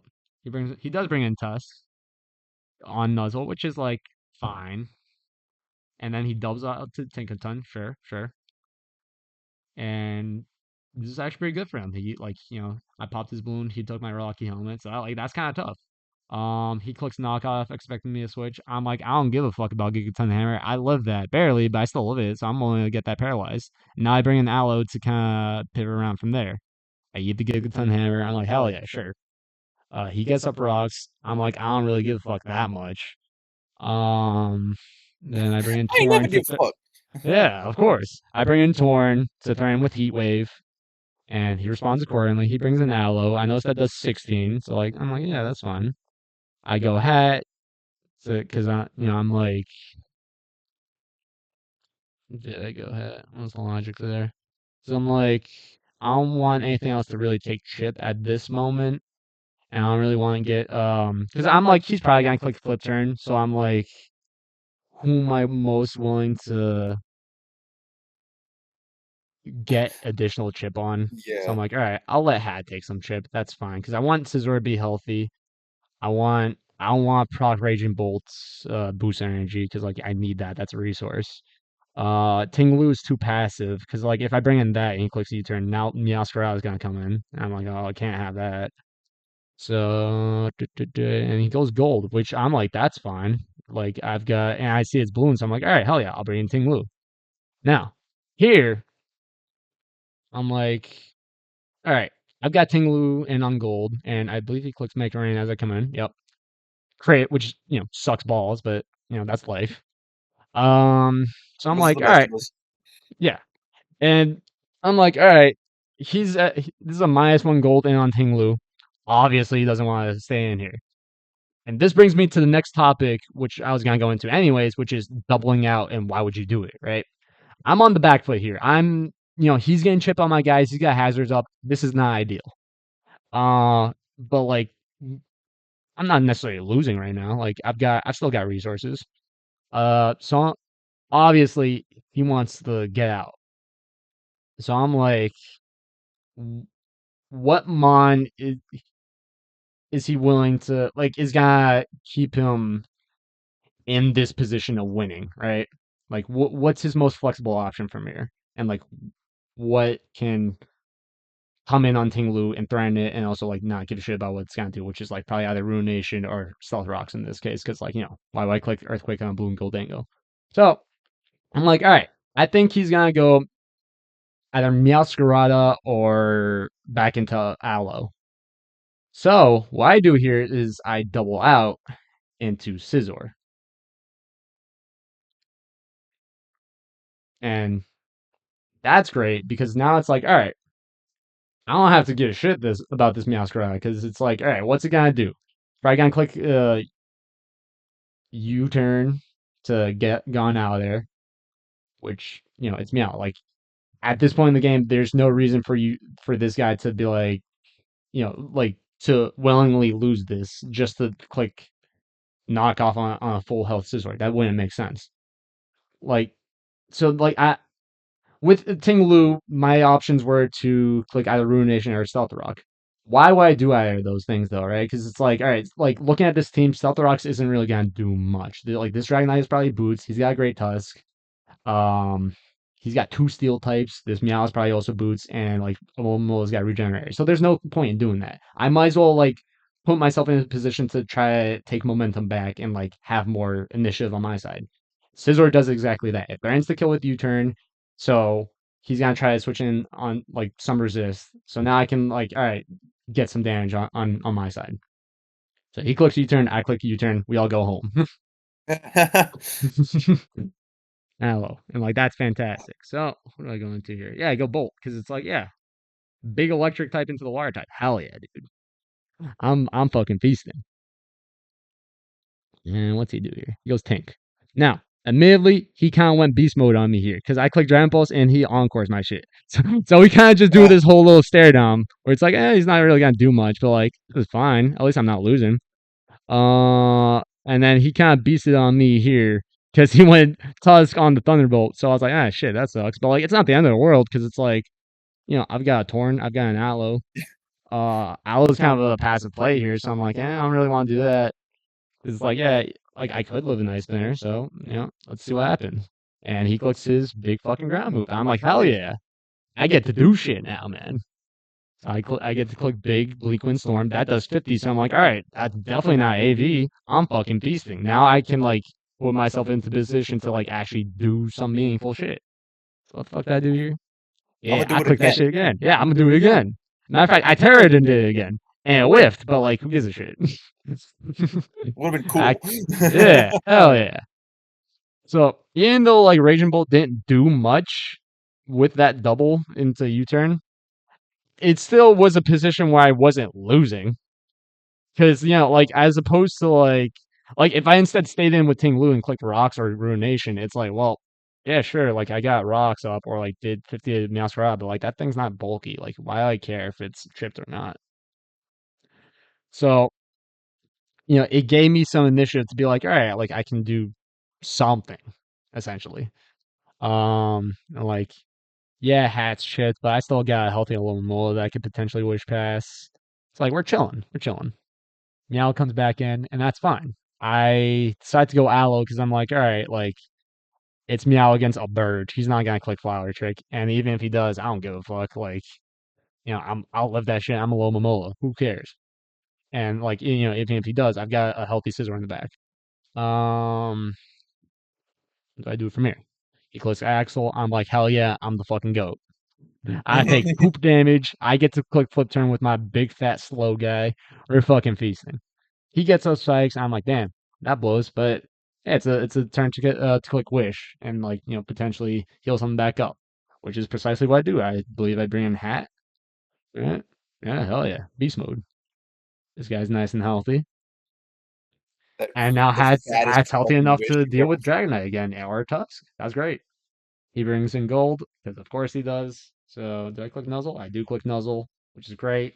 Now the balloons pop. Now this thing's slowed. Hell yeah. I go Ting Lu again. And guess what happens again? He clicks Make It Rain. And then I double out again. Because, Meowscarada kind of like puts him in a very good position. Gold's obviously not staying here because why would it? So hell yeah. He decides to click Knockoff this time. I fucking click U-turn anyways, I think. No, I click knockoff. Never mind, I'm but.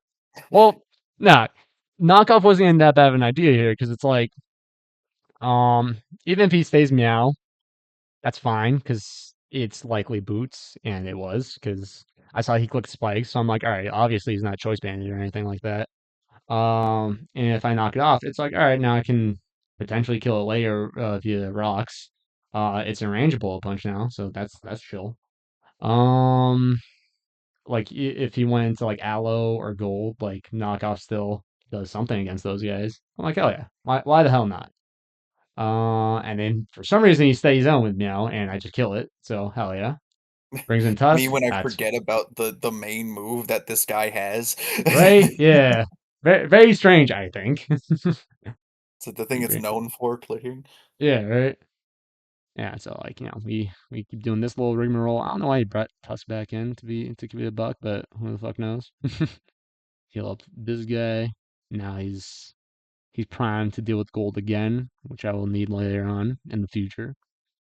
So we're fucking chilling. I go back into Big Aloe because what's this guy gonna do, right? And where do we go from here? Do I just click Scald? I think I just click Scald. Al's chipped, which sucks, but like not bad for him because now D Knight can like potentially threaten this, which I think he brings in here. No, he goes gold. Never mind. All right, why would you do that? But his spinner's gone, so I'm like, hey, I could actually what do I click? Do I click Ruinate? Rocks. Let's see. I forget. Oh yeah, click rocks. Yeah. Yeah. So, rocks are up. They're staying there unless I click defog. He D-dances. I click Runate. It misses. That sucks. I try click Whirlwind. He kills me with Ice Spinner. This sucks. So I'm like, all right, this is like, a pretty good position for him. This sucks. But hey, what the fuck do I have left? Yeah, I got Hat. Um, and Hat. All right, he expends Terra. I'm like, all right, yeah, go figure. But who's still alive? Aloe, which is fine. Like, because at this point, I'm like, all right, I've seen that he's in fact D-Dance. I've started to expend my options to beat it, but what is the only way I can still stop this? Aloe is the only thing that can like prevent this from running over my team at this point because I've got Scald, I've got Wish, it's healthy enough. He's not gonna Oko me just yet. So the only way I can win this is click Scald and have it burn. It does. So I'm like, hell yeah. And the fact that he had Ice Spinner tells me that he does not have Roost. So even if I didn't get that burn, I'm like, that's fine enough because Scissor's still alive. I've got Bullet Punch. If I didn't get that burn, I still probably lost. But I'm like, this is the only way I can still win the game. I have to go for it. It works out. So well, everything's fine and dandy. Granted, if Runate hit, this wouldn't have been as bad because Scissor would have been able to kill with Bullet Punch. Um, yeah, we go from here. This slowly gets shipped down as I just wish up. He tries to delay the inevitable. I heal Scizor up, and the game kind of just plays itself from there. Yeah, he tries to assume EQ. Yeah, like that is a smooth 50. Slowly dies. Like the fact that like Scizor was as healthy as he was thanks to Wish and the fact that I doubled into Meow and stuff hard switching. Like the fact that I doubled earlier meant Scizor was healthy enough to get that Wish and like tank these two hits from D Knight and prevent it from running over my team is thanks to that. Right. So like from there, I like Raging Bull just wins here. Yeah, he forfeits. Um so like the idea of like, all right, how can my opponent win? It's D Knight. How how is he gonna try to get himself there? I almost fumbled it, but we found our way out of it, which was via Aloe and a little luck. But that's what you have to do sometimes. Sometimes you have to be like, all right, the only way I win is if I get a little lucky here. I have to go for it. Yeah. Duh, duh. Let's see. Yeah, like so the idea of like being cognizant of what are my opponent's pushes for game at any given point and like how they want to get there is like what I always try to think about. Um, yeah. And the last thing I really wanted to touch on was just a few things regarding like draft itself. Um, I guess well, for before I get into that, any questions regarding that last little debacle? How much of this would you just how much of OU and just general laddering would you say is like Mhm. it's more like meta knowledge? How much of that is a factor in that? Because I feel like Mm. it's the same thing as like, oh, there's just so many things that Yeah. it could be. Like, how do you think that plays more of a factor in that than draft does, or than it does in draft? Um, I think like knowing meta trends in OU like is definitely like more concentrated in OU itself, but like the principle of like what do these mons like do in a on a team and like what do they have to offer to the table still applies to draft. Like like there's only so many like options a mon has. There's only so many reasons you put a specific mon on a team. So it's like Right. that still carries over to draft. Like I put Aloe on a team because I wanted to click flip turn and like either wish or like scald or miracle or where the fuck else, right?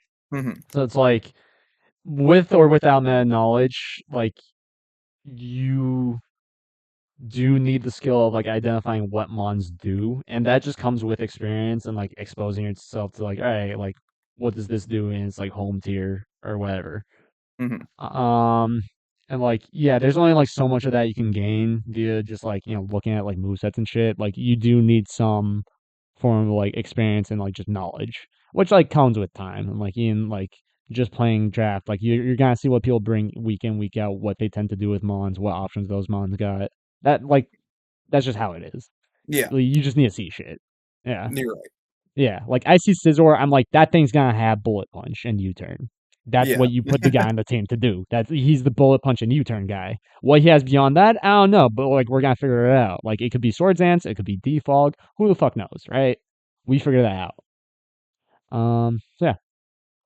So and like that like plays into the point earlier of like gaining information is a form of progress because like I could see like a team a million times on Liar, but like I don't know what that specific guy brought. Like that team earlier with like Glowcane and Kirim. I've seen this team fucking more times than I've seen my father in the last 5 years, right?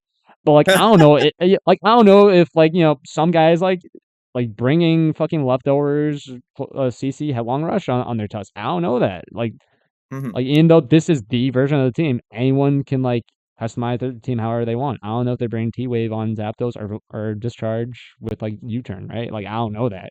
So it's like you have to play in such a way that like you don't instantly fold to like some of those decisions that they make. Like it might not be Specs Kieran. Maybe they bring Dance just for the fucking fun of it, right? Yeah. Yeah, like in the little description of the team here, they're like, yeah, Zapdos can be heavy duty boots or rocky helmet. That changes how you play into Zapdos. Hmm. So yeah, it's a lot of just like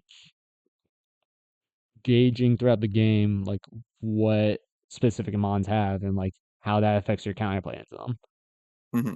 So yeah, and like in the context of drafts, you inherently have information on your opponent just because it's like, all right, my opponent can only bring 6 of these 10 to 12 mons, so it's like I can counter team that to the best of my ability because like you're not building to counter a whole metagame of like hundreds of mons or like 30 relevant ones. You only need Right. a prep for 10 to 12.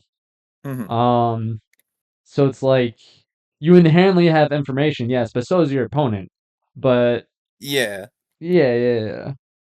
So it's like that like part of the information gathering is already done for you, but you still don't know what they're gonna bring. You have a general idea of what certain mons do. Like Raging Bolt is a fat ass special attacker. Like I know that's what the thing does. So it's like, all right, how do I answer that generally? Like even within that niche, like it's still like, all right, it could be Calm Mind Booster, it could be boots with Volt Switch, it could be choice specs, and Hmm. that does change how I play into it generally. But regardless of any of that, I'm like Tinglu answers that any of those pretty well. So it's like I need a Spadef Tinglu to deal with that if I see my opponent has that and I happen to have this guy, right? Yeah. So yeah, it's that idea of like covering your bases, essentially. Yeah. Yeah. Um um Draft is like overall a lower powered format compared to OU just because like options are limited. people think like you can't build with the entirety of OU at your hands. You only have a small subset of Mons of a subset. But again, you have more information.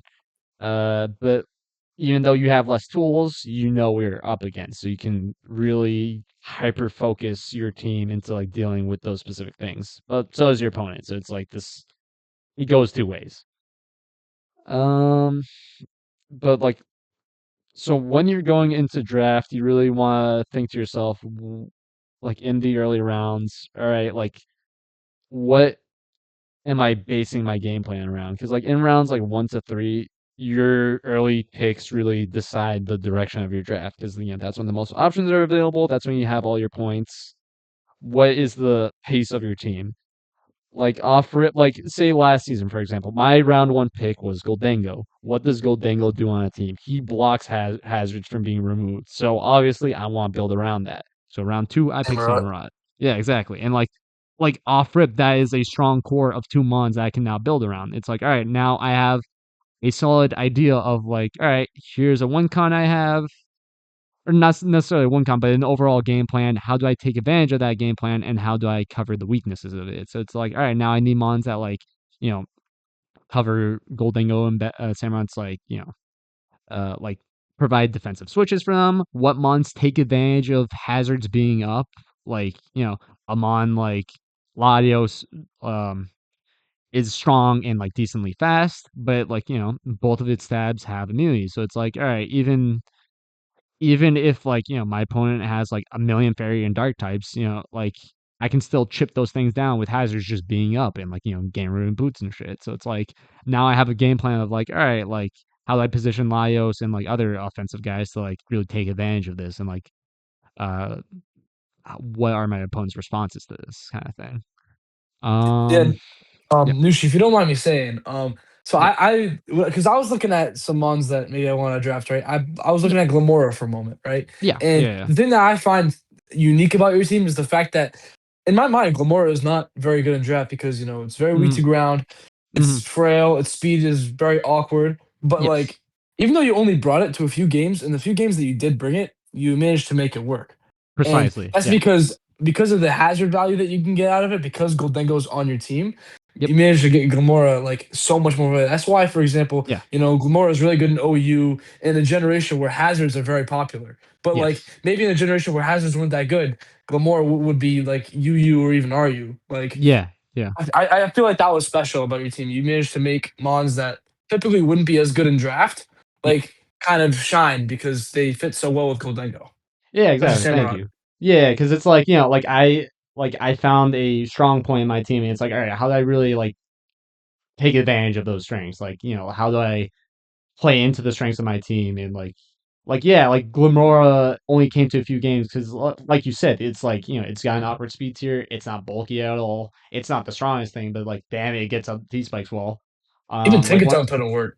Yeah, even Tongue, because it like with that thing, it's like it's a fast enough guy that gets up rocks. It's a steel fairy, like it's another steel type that like can back up Goldango against like like dark types and shit. Because like it's a fairy, and it's like you know it's just it takes pressure off of it defensively. Even if I'm like double dipping into steel types on my team. Yeah. Yeah, yeah, it's like the idea of like what do I want my team to do, like once I have these early picks, like pulling my team back up, like some of my later picks involved, like my third round pick was Moltres because I was like, all right, Moltres is a good defensive guy to have because it's like he can burn things, he got U-turn, like that gives me a direction to kind of take my team because like I look at Gold, I'm like, all right, like that's a guy that's like what's the word I'm looking for. I look at these two guys. I'm like, The how do glue. I take it? Yeah, exactly. Like he's a glue that supports the rest of my team because like I need something that can like regardless of what comes to me later, Moltres gives me a guy that I can work with. Like regardless of who I get later, this is a guy that's got U-turn and like can take hits from a lot of things that Gold and Samurai don't really want to see. this is a guy that like can like heal itself up and show up multiple times throughout the game. Um, like what else did I have? Weird team. Like Chestnut, like that was a more like targeted guy of like, all right, like he complements Moltres by like dealing with the physical like water and rock types that Moltres doesn't want to see. Glim really took advantage of Gold being on the team because like T spikes and all that.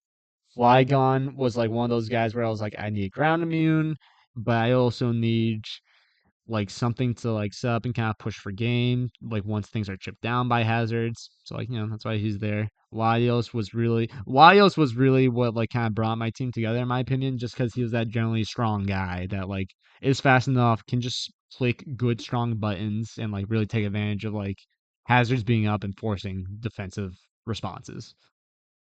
That was the other thing. Like, I feel like the only real issue I saw on your team was like speed.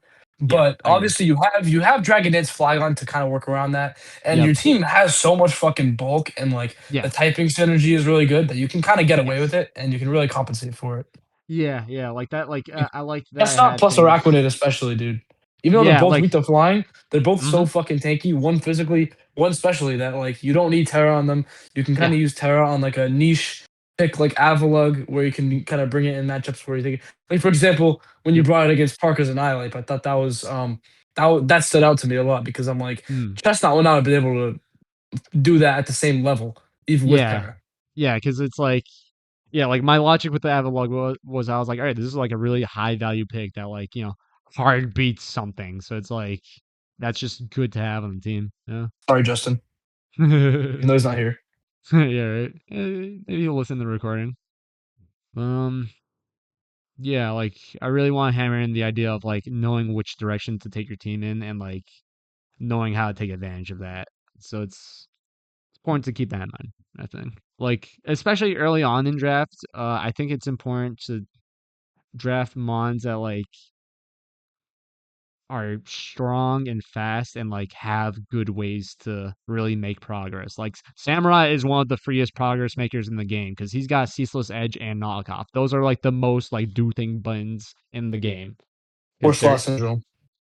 yeah, literally Knock, Sucker, Flip yep, Turn, Aquajet, like this guy's Ceaseless always Edge, doing shit. Sacred Sword, Yeah, Razor Ceaseless Shell. Jet. It's I crazy, dude. Yeah, I don't even know how Even many times I special, fucking clicked Ceaseless special moves. last season. Yeah. Like the fact that I'm like, all right, like I have a guy that I know It's is gonna do Encore? things. Yeah, it does get encore. Yeah, What the that's fuck? that has shown up in OU a few times. Yeah. I'm drill run. Uh, yeah. Interesting guy he is. Um, and like that kind of takes me into the next idea of like you want Mons to have synergy, which is like a very vague term that like I see get thrown a lot in the context of competitive Mons. But like how I generally kind of define it myself is like this covers it can range from like two mons that like cover each other's bad matchups to like a whole team that like really centralizes around like one specific strategy, like say like weather, for example, right? So like it can literally just be two mons that like work well together to like an entire team that like does one thing. But I like Samurai and Goldango is like one of the most concise like good cores around because like not only does like Goldango like facilitate hazards being up and like Samurai just gets hazards up via existing and clicking buttons. They also can cover each other's type matchups really well because like Iron and Steel Dark, Goat, same covers. yeah, exactly. Like they like any darker ghost types that Gold is scared of, Samurai comes in on. Any fire types that Gold come is scared of, Samurai's a water type. Whereas like like Samurai's a water dark types, it's like he doesn't have that many resistances, but he's got very targeted ones. But so Steel Ghost is just a generally very fucking good typing. So it's like Gold covers like a lot of other Or just general immunities. things. Yeah, exactly. Yeah, like and a bajillion fucking immunities. So it's like like him just existing is like good for Samurai and by proxy the rest of the team. And now I have four like team slots left to like really cover other specific things and like really hone in on them. Like all right, I need to beat like this mon or that mon, but I have all the space to deal with it. It was nice. It was very nice. Like that actually brings me to this page. I think this is a lot of these links I provide in the like script that I'm gonna like link to you guys like once I post the recording.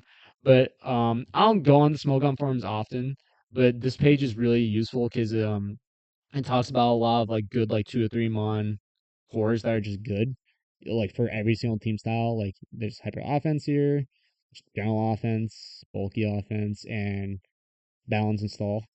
And like it gives like very detailed descriptions of like what makes them good. Like, T-Tar X is a fucking classic, right? But like, some of the like the more like I don't know, less known ones like include like what I was talking about earlier with Kiram, Glow King, Cinderace, Tanglu, Petrant. Like it talks about like what these mons do for each other. And I think it kind of puts you into the line of thinking of like, all right, how do these mons support and facilitate each other? Like, what do they offer one another, and like, what do they offer for my team as a whole? And then what can I add in on top of that? Because like covering like as much shit as you possibly can in like just 2 or 3 slots like gives you so much flexibility to build for your opponent, which I think is really really big. So it's like you really want to min max like, all right, what's the broadest umbrella I can cover, like umbrella of things I can cover with just a few mons on my team. So definitely give this a read if you can before you have to like at least like skim some of it. I think it's very valuable. So yeah, good little read there. What else do I want to get into in regards to that point? Yeah, like, and this is especially important to think of for your early rounds because it's like, by the time you get to like round 3 and 4, it's like you have a pretty good understanding of like the direction your team is going in. Like, by round 3, it's like, oh, I have a half a team of 6 right here. It's like, all right, so it's like, what does this lose to? What has everyone else drafted so far that I need responses for? So, yeah. And then my next point that I want to get into is just like a general laundry list of things that are important to have on teams in general, but also draft. Um, and this is kind of ripped from a YouTube video from someone by the name of Pinkercross. This is a good video that I Pick your recommend cross is a checking out. goat, Hello, bro. Yeah, yeah. Like hello everyone. I've at built the tens of actually let thousands. me pause this. Like at the end of like my little script here, I like link to a bunch of like just channels and videos that I think are worth checking out. Um, Obviously I don't expect all you guys to watch all of them because like who the fuck has the time? But I think if you want to prioritize any particular one, I definitely recommend checking out some of the Pink Cross videos that I linked throughout here and just his channel in general. But like this video in particular goes through like a general bucket list of like things that like most teams need. Like, in the case of like shit like, like offense, you don't need all these things.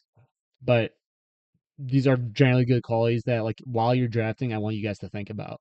So this includes, I mean, it's in the description, but I also have it written off the side here.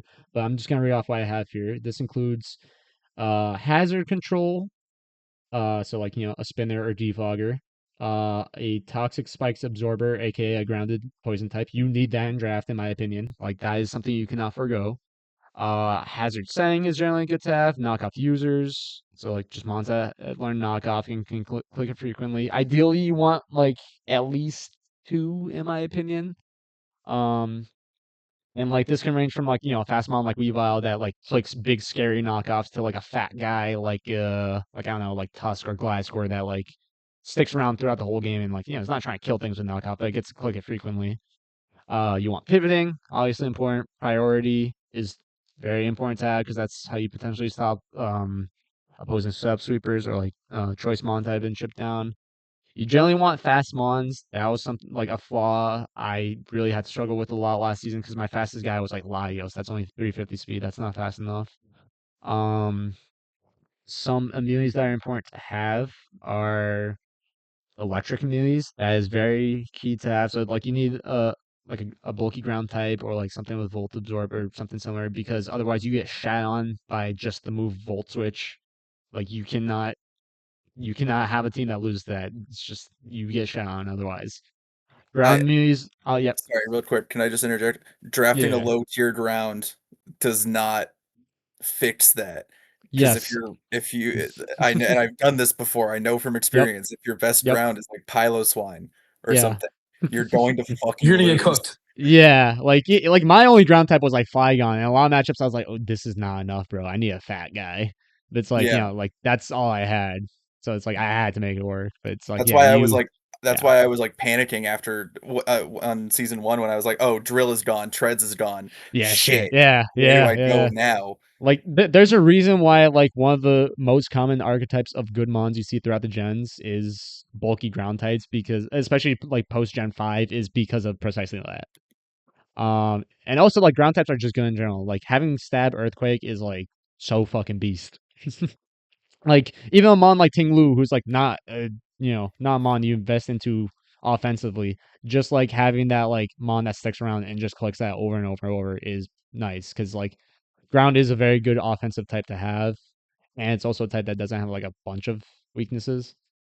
So and like a lot of those mons also typically get hazards, so like stealth rock and spikes. So very good tech. Very, very important.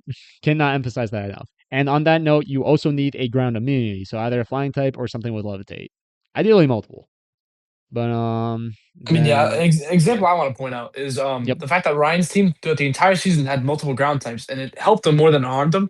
Yep. And also, he had like fucking 5 ground immunities, I think, or like 4 Yes. ground immunities at one point in the season. Yeah, And that yeah, was frustrating because something I crazy. wanted to make Lando like offensive, and then I just kind of You couldn't. can't. Yeah, yeah. Because like otherwise, and to most teams, Lando just gets a click earthquake for free, because that's a 100 move that like makes no contact. That is so fucking strong. 145 attack. Like, Yeah, exactly. Like you're letting that shit sing. So it's like, you need things that ignore that. yeah. And it's also a very common like coverage type. Like, steel, like next point is like, you need a steel type or two on your team. And ground is like one, like a bunch of shit gets earthquake as a coverage move. A lot of things are gonna be running that Dragon because steel resist. You types are so need common. dragon resist. Yep, yep, yep. Like, yeah, steel like resists so many things that you just need to resist, and it's also a poison immune too. Um, so it's like, yeah, both those points is like you need ground immune, you need a steel type. Those things, like having those two things like has you set for a lot of like in terms of having a lot of defensive answers just within like a few slots on your team. Um, you should have on any given team, you should have at least one physical and special attacker each. Like, how you where you go from there is up to you and where you want to take your team, but you should at least have a couple of each as you draft, because if you have a bunch of physical attackers, you're gonna get shat on by like a Alomomola. Just click and scalp. Like it's just gonna happen. And like, or if you have a bunch of special attackers, Blissey and Clodsire are just gonna shit on you. Like you need some form of variety. Um, Ideally, you want resistances for every type. You should have some form of type diversity on your team. Um, you'll be able to cover that within 10 to 12 slots. You want a way to punish contact, so like mons that like having a rocky helmet, shit like flame body and static are good to have. You need a breaking core, so like like the idea I got into earlier of having offensive cores that like you know pick apart opposing like the opposing team, and like have a way to push for game. And you need something with immediate power, something that like can come in immediately upon entering, can click a big button. You need something that does that. So that's that whole kind of like general bucket list of things you need. And then my last and final point is, which I kind of touched upon earlier, is like as you get into the later rounds of drafting, you need to kind of take a step back and like look at your team, being like, all right, what am I weak to? And what do my opponents have that I need responses for? Because like at this point, like we're on like round 8, like 7, 8, 9. It's like, all right, what are like some of the elephants in the room I need to address, and like what does my team lose to that I really need to cover for? And like at this point, you're going for like cheaper options, of course, but it's like you have the luxury of being able to pick more concise niche things that like really kind of like fix up what you need to cover, especially like type matchups as well. Because it's like you've only like picked like a handful, like about half your picks at this point. So it's like, all right, like you're gonna have some weaknesses that are apparent. And it's like, all right, like I need to really double down on these things I lose to and like really think about like what do I have left with the resources available to kind of cover these things. And while still like kind of like supporting your early round picks that like, are gonna try to win you games. But yeah, that's kinda everything I had to say as long as that all took. Any closing thoughts? Mm, Was pretty good. Hell Thank yeah. you. I don't Yeah, think there's a whole lot I can add on to that. no, That was fair, crazy. yeah. Yeah, Well done, like Professor Nushi. thank you. Yeah, I know this was like a little all over the place just because like there's so many of these points you could genuinely talk about for like hours on end. I think like Yeah. I mentioned earlier I linked a bunch of YouTube videos and channels in here that I think are worth checking out. It like again, so many of these points you can really like dig into that I can't really cover in like, 2 bullet points. But Pokemon is a complicated game. That is no secret. But as long as like, everyone in the league kind of like gets into the mindset of like just being aware of these things is a very big step that I think is important. Like, let me, Yeah, that's huge. yeah, like let me pull up, yeah, Prof- pull Professor up the script. Nushi's seminar series. Yeah, Fuck yeah. fucking Dude, you gotta 8-part make series this on series. Patreon. Hell Like, yeah. at the end here, Extra credit. yeah, extra credit. Yeah, so like here are a couple of specific videos that I have listed, and like Fucking also, know it. I yeah, fucking but know it. but also like throughout, I have a couple of videos that are linked like how to pick a lead. I think that's a pink cross video. Like he kind of touches upon a lot of the points I covered there, which I think are worth checking out. Here's a BKC video, which I think is very valuable. PKC, Uh, what a goat. that's my fucking go. Yeah, I'm That's I'm my gonna get guy. into him a little bit. I fucking my favorite YouTuber, just period. Again, pink cross video I was referring to earlier. What I was about to say something, but I already lost my train of thought. Listen, Um. all I'm saying is if we're all big BKC fans, we have to do a movie night. Oh, Yeah. 100%. You kidding me? With a That's like, bathroom break built in. Yes. Yeah. we True. should have a night where we all like, we just put like a BKC video, just like a random, like about like some random set from Gen Some 3. part of the movie, and it's like, It's oh beautiful. yeah, Yeah. And we it just just get, gets Yeah. interrupted It's with the rest BKC. cradley video. The That's the superstar bathroom rest break. cradley, and we it's just, It's a Oh fucking fuck. movie. we just chug some beers while we watch it. The Gen 1 Slowbro fraud video. Oh my god. Yeah, fraud, bro. Slowbro is such a fucking fraud. Yeah, don't even get me started on Hate it. that I guy. hate it for him. Like Yeah. I can't believe it. Like Slowbro he is my was there guy. for a little bit. Oh, hell yeah. What was I gonna say? I forget what I wanted to go. There's one video in particular I want to refer to, but I forget. Oh yeah, being good at compared to Pokemon. This is probably like the one video where I'm like, all right, just like watch this, and like you'll already like have the idea of like, all right, here's where I go from there, and like, find what you want to fucking hyperfixate from there. Um, more BKC videos. I'm like trying to judge from the thumbnail what these are about. Oh yeah, this video right here from Blunder. This video isn't a team building guide. I'm not gonna break. Shut the fuck up, Blunder. This is a good general video of just like competitive mentality, which I think is very valuable. Just outside of Mons period. I think that is very much worth checking. Ooh, how I stopped doing I think I've seen. the deal I card. think I saw this one. Yeah, Yeah, it's a good oh, it was watch. good. I need to put this in my watch later. Thank you, Jim. Um, what the fuck was this one about?